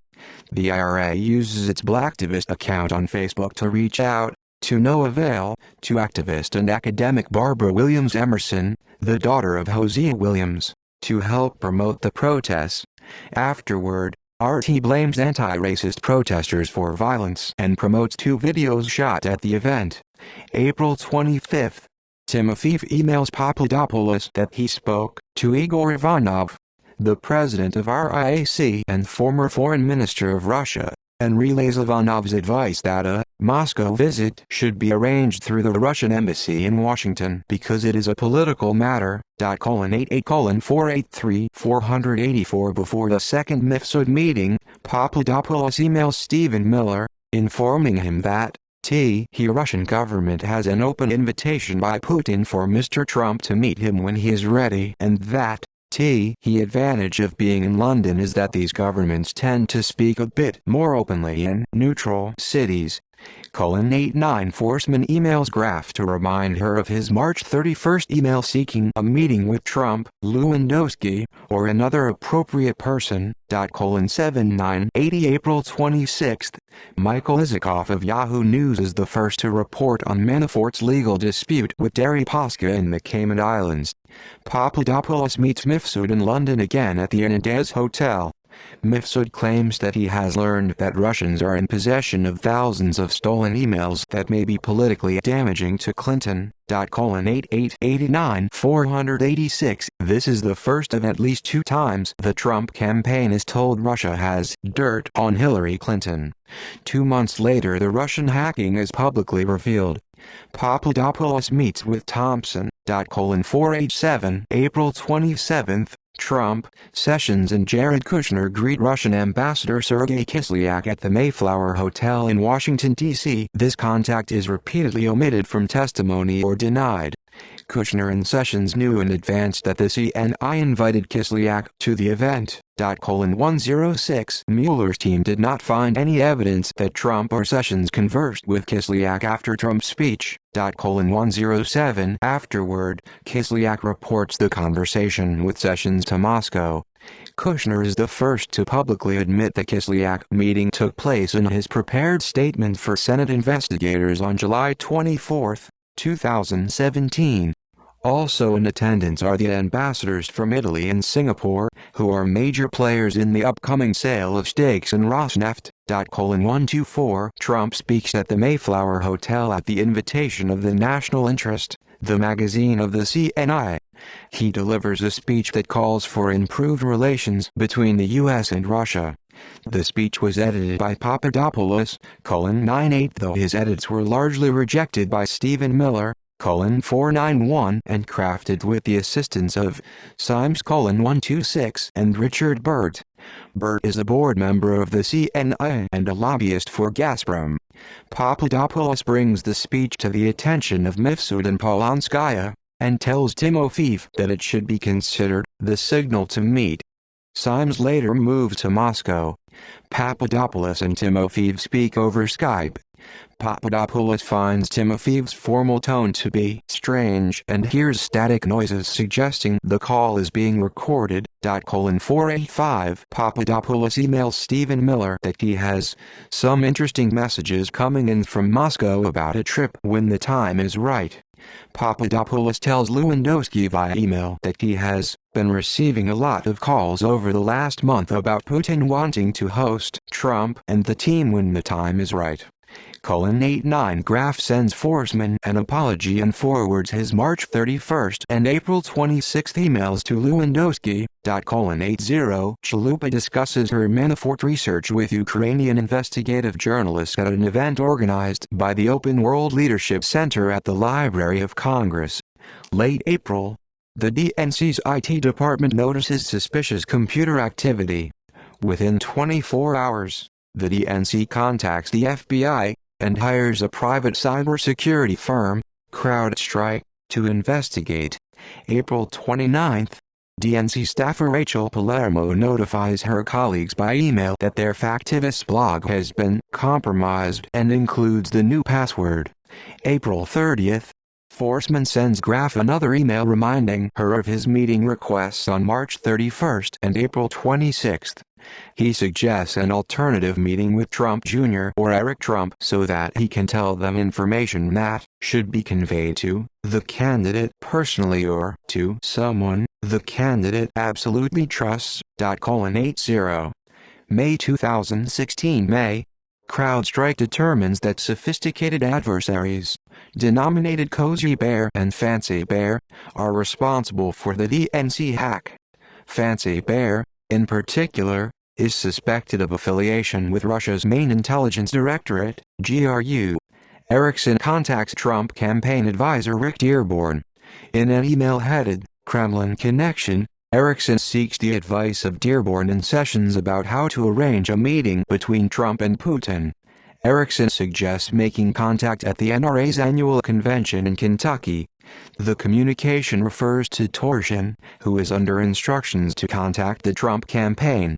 At Budina's urging, Christian activist Rick Clay emails Dearborn with the subject, Russian backdoor overture and dinner invite, offering a meeting between Trump and Torshin.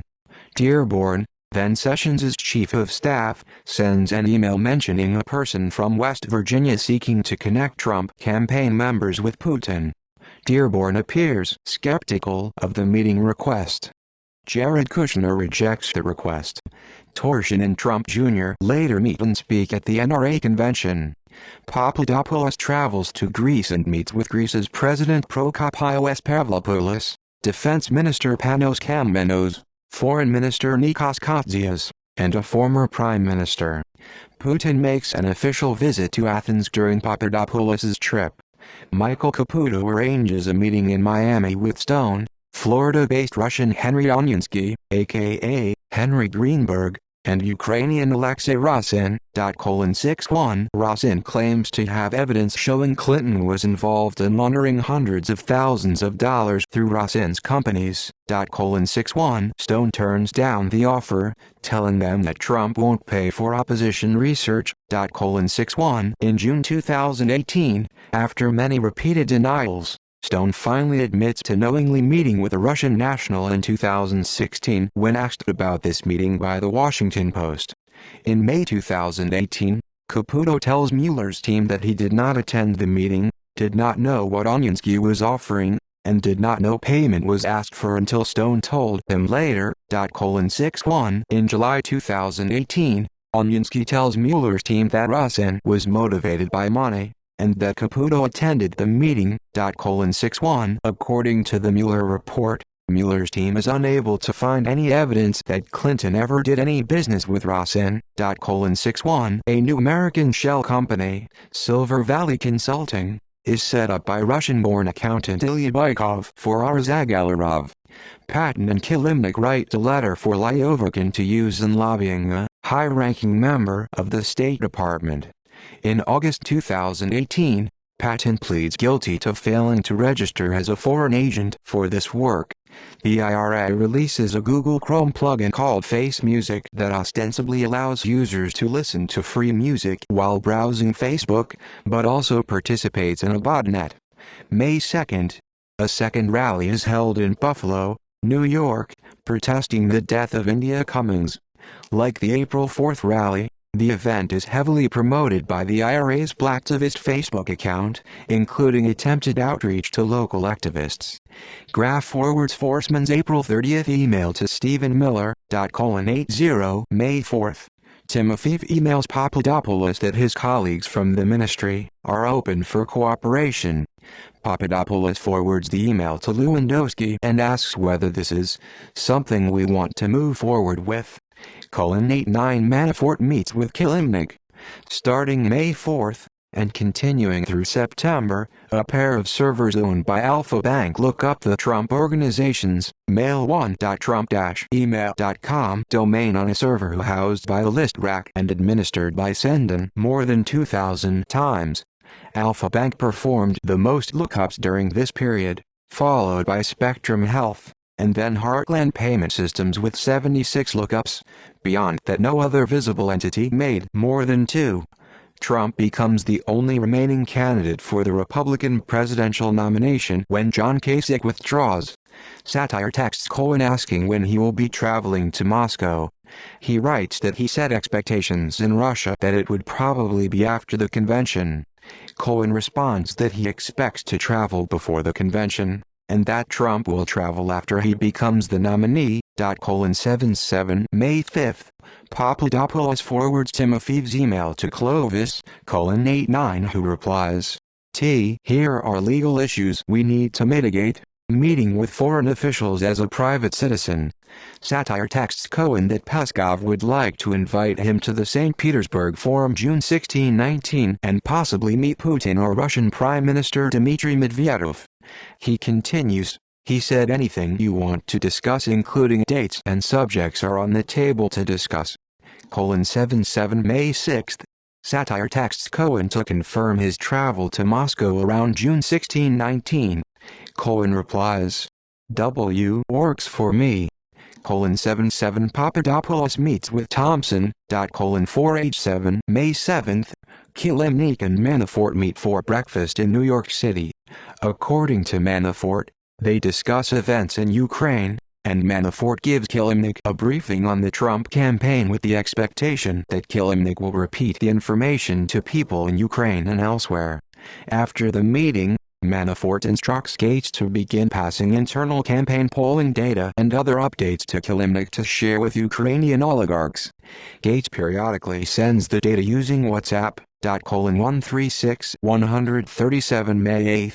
Timofeyev proposes connecting Papadopoulos with another Russian official. May 9. Thompson thanks Papadopoulos for meeting her the previous Friday, and they arrange for Papadopoulos to meet with her boss, Australian High Commissioner to London Alexander Downer, at the Kensington Wine Rooms in London. 4H7 488 May 10.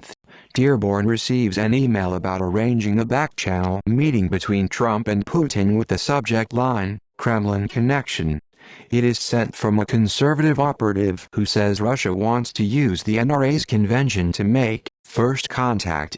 During their scheduled meeting at the Kensington Wine Rooms followed by the Waterway pub, Papadopoulos drinks a lot and tells Downer and Thompson that the Russians have politically damaging material on Clinton. Later, Papadopoulos gives investigators conflicting accounts of how much alcohol Downer consumed.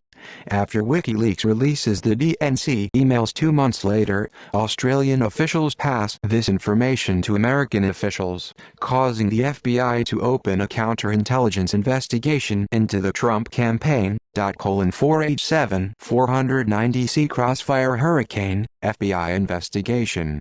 May 11. Downer informs Canberra of his interactions with Papadopoulos. 487 488 May 14. Papadopoulos tells Lewandowski the Russians are interested in hosting Trump. May 15.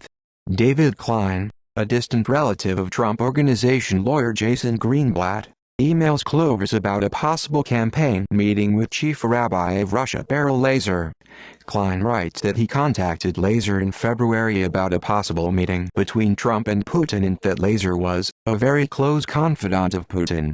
Later Klein and Greenblatt meet with Lazer at Trump Tower. 90 May 16.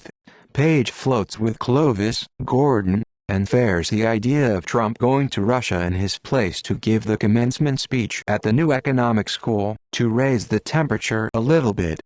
99 Dearborn receives a similar second proposal, which he forwards to Kushner, Manafort and Rick Gates.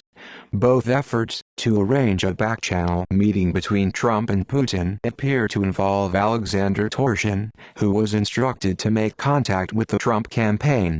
Kushner rebuffs the proposal. May 19. Manafort becomes Trump's campaign chairman and chief strategist. Gates is appointed deputy campaign chairman. 134 Mother Jones reports that before Trump launched his campaign in 2015, Lewandowski and other political advisors suggested to Trump that they follow standard practice and hire someone to perform opposition research on him. Trump refused. May 1922. The NRA annual conference is held in Louisville, Kentucky. Trump and Trump Jr. attend. Brownell introduces Trump Jr. to Torshin and Budina during a brief encounter at an NRA fundraiser dinner on May 21. 6971 The next day, an attendee of the dinner warns Trump Jr. to stay away from Budina. 71 May 21. Papadopoulos forwards Timofeev's May 4 email to Manafort stressing the Russian Ministry of Foreign Affairs, MFA's desire to meet with Trump, writing, Russia has been eager to meet Mr. Trump for quite some time and have been reaching out to me to discuss. 8990 Manafort shoots down the idea in an email to Rick Gates, with a note, let's discuss. We need someone to communicate that ET is not doing these trips.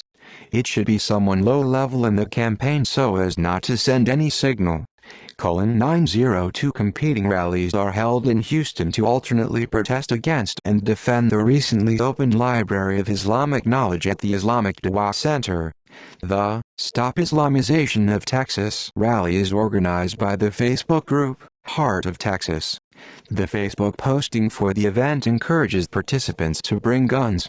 A spokesman for the group converses with the Houston press via email but declines to give a name.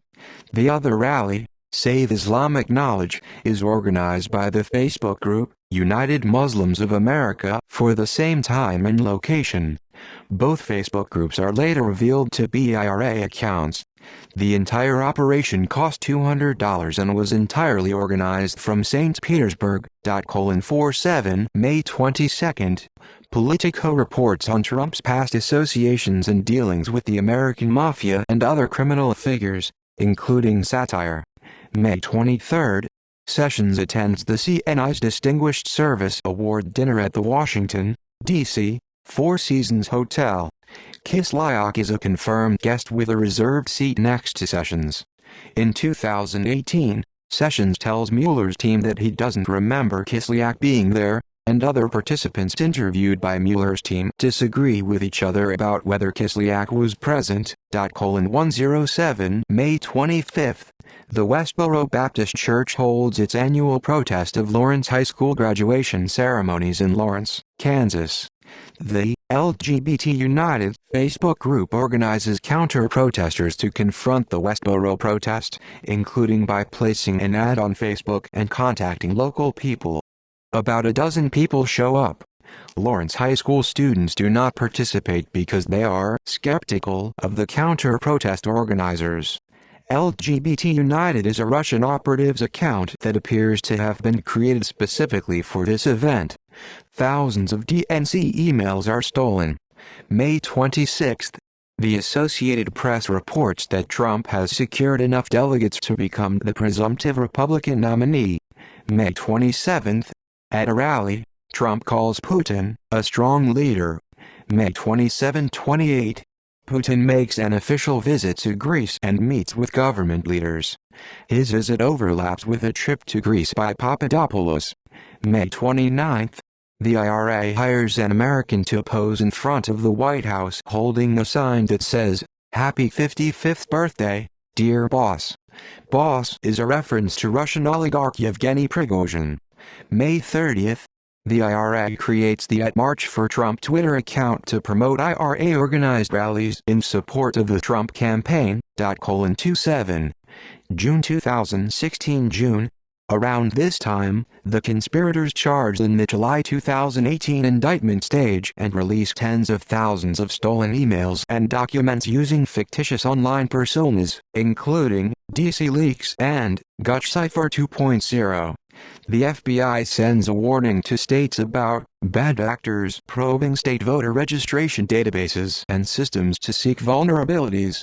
Investigators believe Russia is responsible. Fusion GPS hires Steele to research Trump's activities in Russia.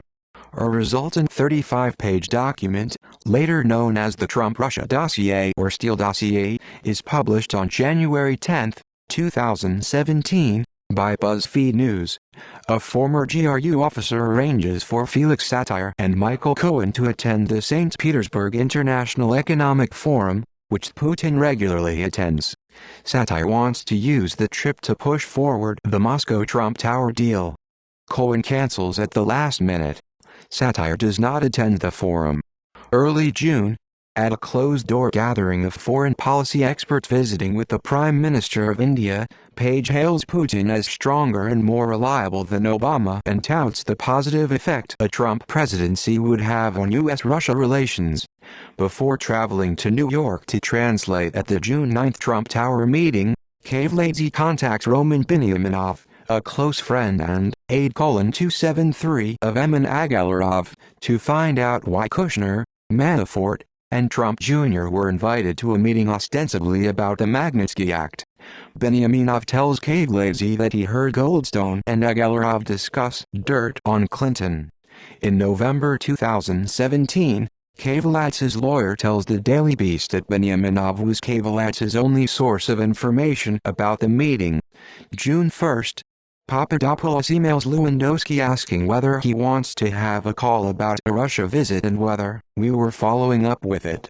90 Lewandowski refers him to Clovis. 90 Papadopoulos emails Clovis about more interest from the Russian Ministry of Foreign Affairs to set up a Trump meeting in Russia. 90 he writes, I have the Russian MFA asking me if Mr. Trump is interested in visiting Russia at some point. He continues that he want to pass this info along to you for you to decide what's best to do with it and what message I should send, or to ignore. 90 The IRA plans a Manhattan rally called March for Trump and buys Facebook ads promoting the event. June 3, Aras Agalarov is told that the Russian government wants to give the Trump campaign damaging information about Clinton. Goldstone emails Trump Jr. offering, on behalf of Emin Agalarov, to meet an alleged Russian government official who would incriminate Hillary and her dealings with Russia and would be very useful to your father, as part of Russia and its government's support for Mr. Trump. Trump Jr. responded 17 minutes later, if it's what you say I love it, especially later in the summer, and schedules the meeting. Goldstone also offers to relay the information to Trump through his assistant. This is the second time a Trump campaign official was told of dirt on Clinton. $3.3 million began moving between Aras Agalarov and Kavladze, a longtime Agalarov employee once investigated for money laundering. June 4, the IRA email account, allforusa@yahoo.com, sends news releases about the March for Trump rally to New York City media outlets. June 5, the IRA contacts a Trump campaign volunteer to provide signs for the March for Trump rally. June 6, Hillary Clinton becomes the presumptive Democratic nominee. Trump Jr. calls two blocked numbers at Trump Tower. According to CNN, the two people Trump Jr. called were NASCAR CEO Brian France and businessman Howard Lorber. At a primary night rally in New York, Trump promises a speech discussing information about Clinton. Trump says, I am going to give a major speech on probably Monday of next week, June 13, and we are going to be discussing all of the things that have taken place with the Clintons. Goldstone follows up with Trump Jr. about when Jr. can talk with Emin by phone about this Hillary info. Trump Jr. calls Emin. Phone records show Trump Jr. called a blocked number before and after calls to Emin. According to Gates, Trump Jr. informs the participants in a regular senior campaign staff meeting that he has a lead on damaging information about the Clinton Foundation. Gates is under the impression that the information is coming from a group in Kyrgyzstan. The other meeting participants include Eric Trump, Ivanka Trump, Kushner, Manafort, and Hicks. Manafort, according to Gates, warns the group to be careful. In April 2018, Kushner tells Mueller's team that he doesn't remember the information being discussed before the June 9 meeting. 115 June 6-7, Trump Jr. and Emin Agalarov discuss setting up their June 9 meeting in 3 phone calls. June 8, the DC Leaks website comes online. The Russian-controlled fake American personas, Melvin Riddick, Alice Donovan, and Catherine Fulton begin promoting the site on Facebook. June 9, Veselnitskaya, Akamechin, Kavladze, and Anatoly Samachornov meet for lunch and discuss what to say at the upcoming Trump Tower meeting. 116-117 Kushner, Manafort and Trump Jr. meet at Trump Tower with Goldstone, Veselnitskaya, Akamechin, Kavladze, and translator Samachornov. Veselnitskaya is best known for lobbying against the Magnitsky Act, an American law that blacklists suspected Russian human rights abusers. Trump Jr. later says that he asked Veselnitskaya for damaging information about the Clinton Foundation and that she had none. Samokurnov, K. Volodz, and Amachin later tell the Senate Judiciary Committee that Trump Jr. told Veselnitskaya to come back after they won the election. The meeting lasts approximately 20 minutes, and Manafort takes notes on his phone. 117-118 Trump Jr. calls a blocked number before June 6 and after the meeting. Trump spends the day at Trump Tower, where the private residence has a block number, and holds no public events. That night, Veselnitskaya, Simpson, Akamechin, and others attend a dinner in New York City organized by a lawyer at Baker Hostetler. Baker Hostetler hired Simpson in 2015 to work on the Previzin case with Veselnitskaya. Later, Simpson tells the Senate Intelligence Committee that he was unaware of the Trump Tower meeting until it became public in 2017. 889 June 914, Satire repeatedly tries to get Cohen to confirm his trip to Russia. June 11-12, the DNC expels Russian hackers from its servers. Some of the hackers had been accessing the DNC network for over a year. June 12, on ITV, Assange tells Robert Pestin on his television show Pestin on Sunday that emails related to Clinton are pending publication and says, WikiLeaks has a very good year ahead. 5-2 June 12, July 22.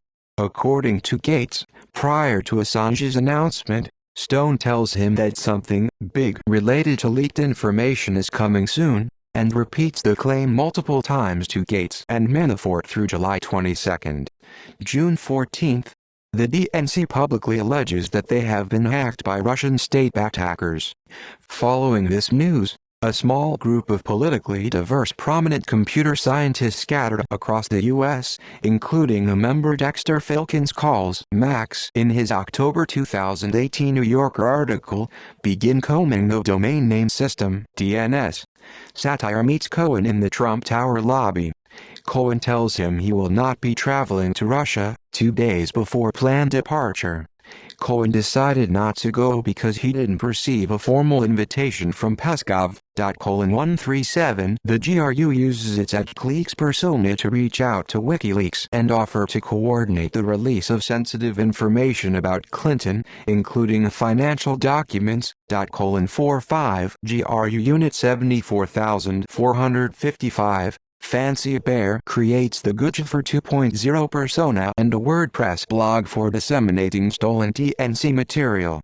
Fancy Bear registers the domain name actblues.com for a website that is nearly identical to the DCCC's donation page on actblue.com.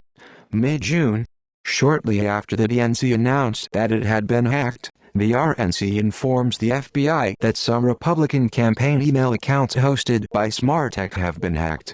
Compromised accounts include the campaign committees of Senator John McCain, Senator Lindsey Graham, Representative Robert Hurt, several state GOP organizations, Republican PACs, and campaign consultants. Approximately 300 emails from May through October 2015 are eventually posted on dcleaks.com. 41 Someone breaks into and ransacks 2 of Chalupa's cars, but valuables and cash are left in the vehicles. A few days later, a woman, wearing white flowers in her hair, tries to break into Chalupa's home. Aide to the Ukrainian ambassador Okazana Shulier tells her the incidents are similar to Russian intimidation campaigns against foreigners. June 15, Guccifer 2.0, GRU claims credit for the DNC hacking and posts some of the stolen material to a website. CrowdStrike stands by its findings identifying 2 separate Russian intelligence affiliate adversaries present in the DNC network in May 2016. Gawker publishes an opposition research document on Trump that was stolen from the DNC. Guccifer 2.0 sent the file to Gawker. House Majority Leader Kevin McCarthy and House Speaker Paul Ryan meet separately with Ukrainian Prime Minister Volodymyr Groysman at the Capitol. Groysman describes to them how the Kremlin is financing populist politicians in Eastern Europe to damage democratic institutions. McCarthy and Ryan have a private meeting afterwards with GOP leaders that is secretly recorded. Toward the end of their conversation, after laughing at the DNC hacking, McCarthy says, "There's two people, I think, Putin pays. Rohrabacher and Trump." Laughter, swear to God. Ryan then tells everyone to keep this conversation secret.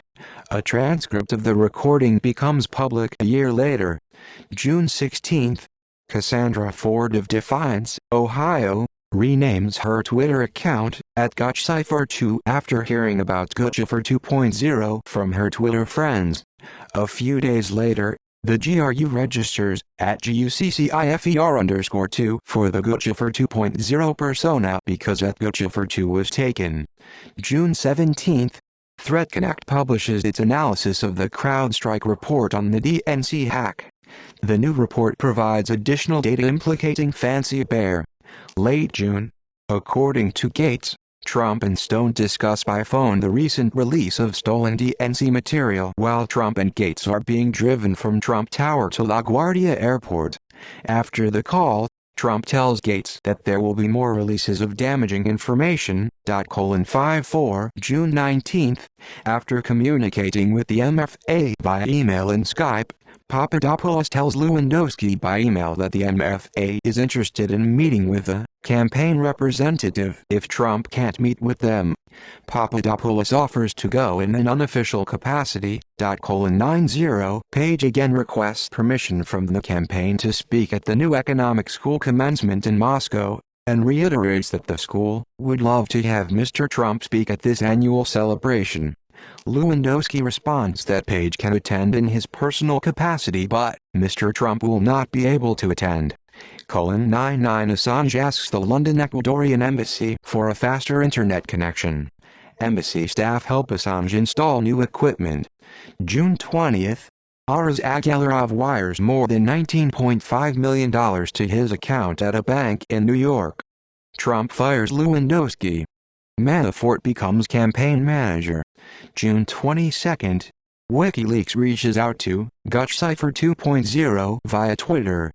They ask GutCipher 2.0 to send them material because it will have a bigger impact if they publish it. They also specifically ask for material on Clinton they can publish before the convention. June 23, the United Kingdom passes a referendum to leave the European Union. The IRA persona, Matt Skiber, contacts an American to recruit for the March for Trump rally. Russian-American Simon Cooks donates $100,000 to the Trump Victory Fund.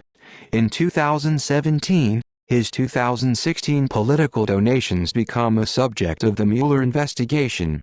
GRU hackers successfully use an SQL injection attack to breach servers belonging to the Illinois State Board of Elections and steal voter registration data. 50 June 24, the IRA group, United Muslims of America, buys Facebook ads for the Support Hillary, Save American Muslims rally.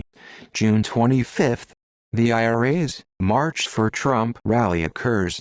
The IRA Facebook group LGBT United organizes a candlelight vigil for the Pulse nightclub shooting victims in Orlando, Florida. June 29, Goldstone emails Trump campaign social media director Dan Scavino about promoting Trump on VKontakte. He says the email is a follow-up to his recent conversation with Trump Jr. and Manafort. Summer, IRA employees use the stolen identities of 4 Americans to open PayPal and bank accounts to act as conduits for funding their activities in the United States. The FBI applies for a FISA warrant to monitor communications of 4 Trump campaign officials. The FISA court rejects the application, asking the FBI to narrow its scope. A warrant on Carter Page alone is granted in October 2016. Lawyer and Trump campaign foreign policy advisor Joseph E. Schmitz receives a cache of emails from a client that is purported to be Clinton's deleted 30,000 emails. Acquired from a dark web forum. Schmitz meets with officials at the FBI, the State Department, and the Intelligence Community Inspector General, ICIG, in an effort to get the emails reviewed. The State Department and ICIG declined to review the emails. Schmitz's efforts are independent of the investigation by Peter Smith's team. July 2016 and after. Post-election transition.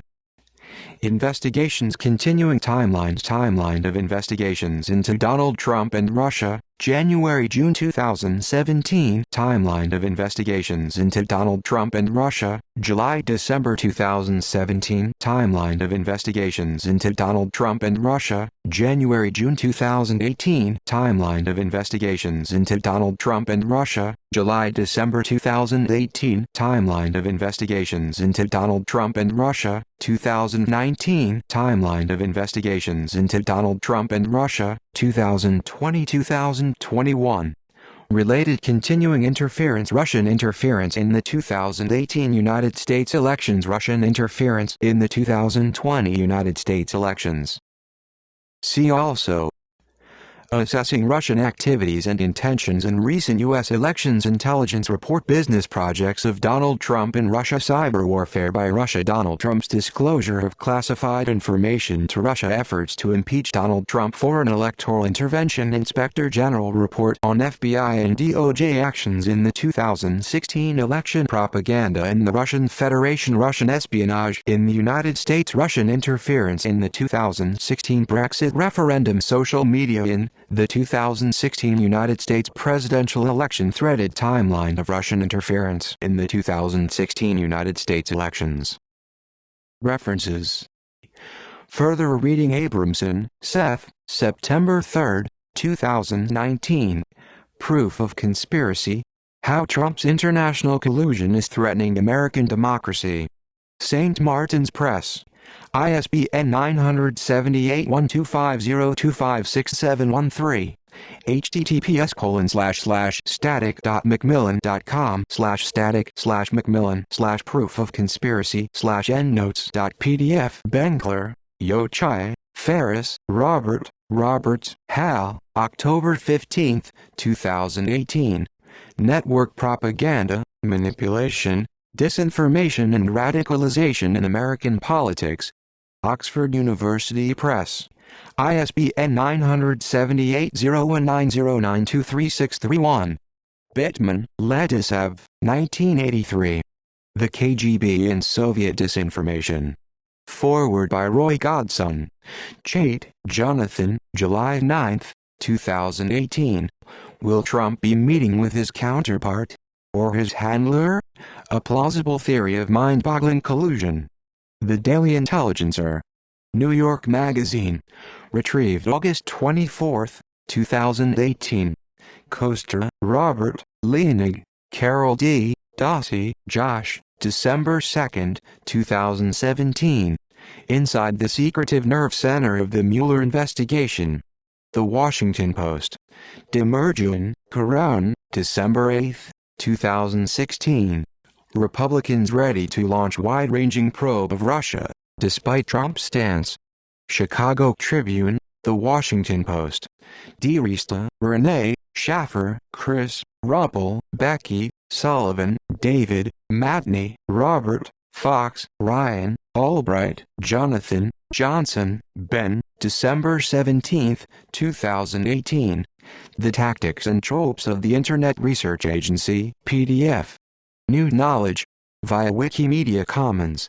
Entus, Adam, Nakashima, Ellen, Jaffe, Greg, December 26, 2017. Kremlin trolls burned across the Internet as Washington debated options. The Washington Post. Foer, Franklin, March 2018. The Plot Against America. The Atlantic. Frank, Thomas, January 12, 2018. Secret Money. How Trump Made Millions Selling Condos to Unknown Buyers. BuzzFeed News. Hamburger, Tom, Helderman, Rosalind S. February 6, 2018. Hero or hired gun? How a British former spy became a flashpoint in the Russia investigation. The Washington Post. Harding, Luke, November 16, 2017. Collusion, secret meetings, dirty money, and how Russia helped Donald Trump win.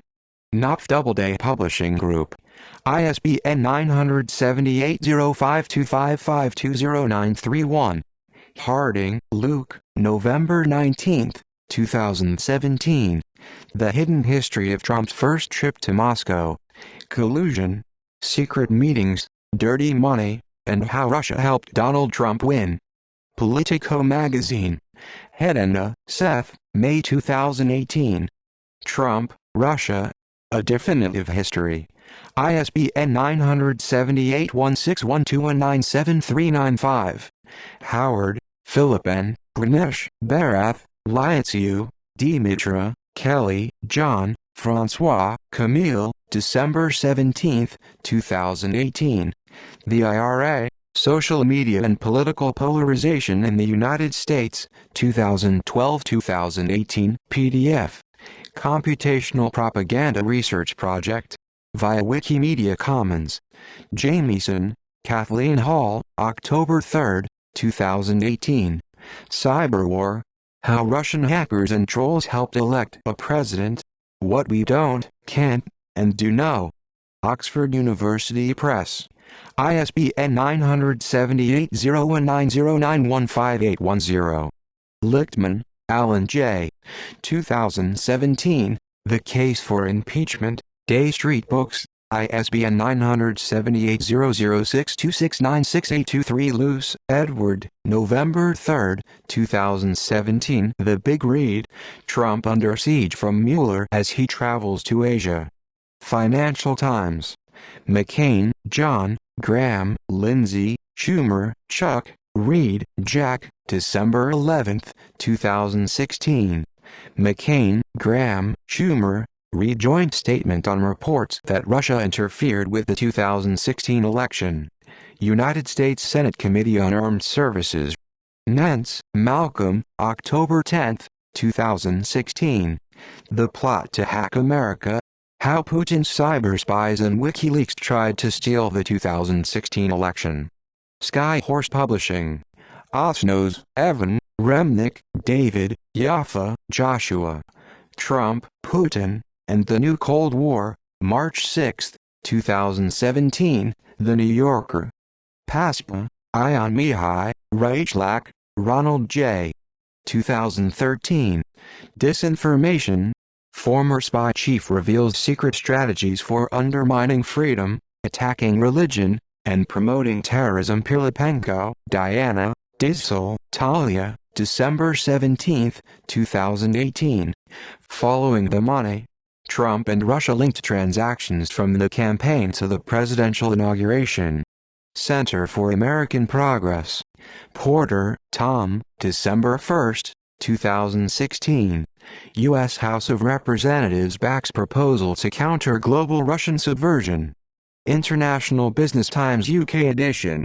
Shane, Scott, Mazzetti, Mark, September 20, 2018. The Plot to Subvert an Election, The New York Times. Schultz, Richard H., Godson, Roy, 1984. Desinformatia.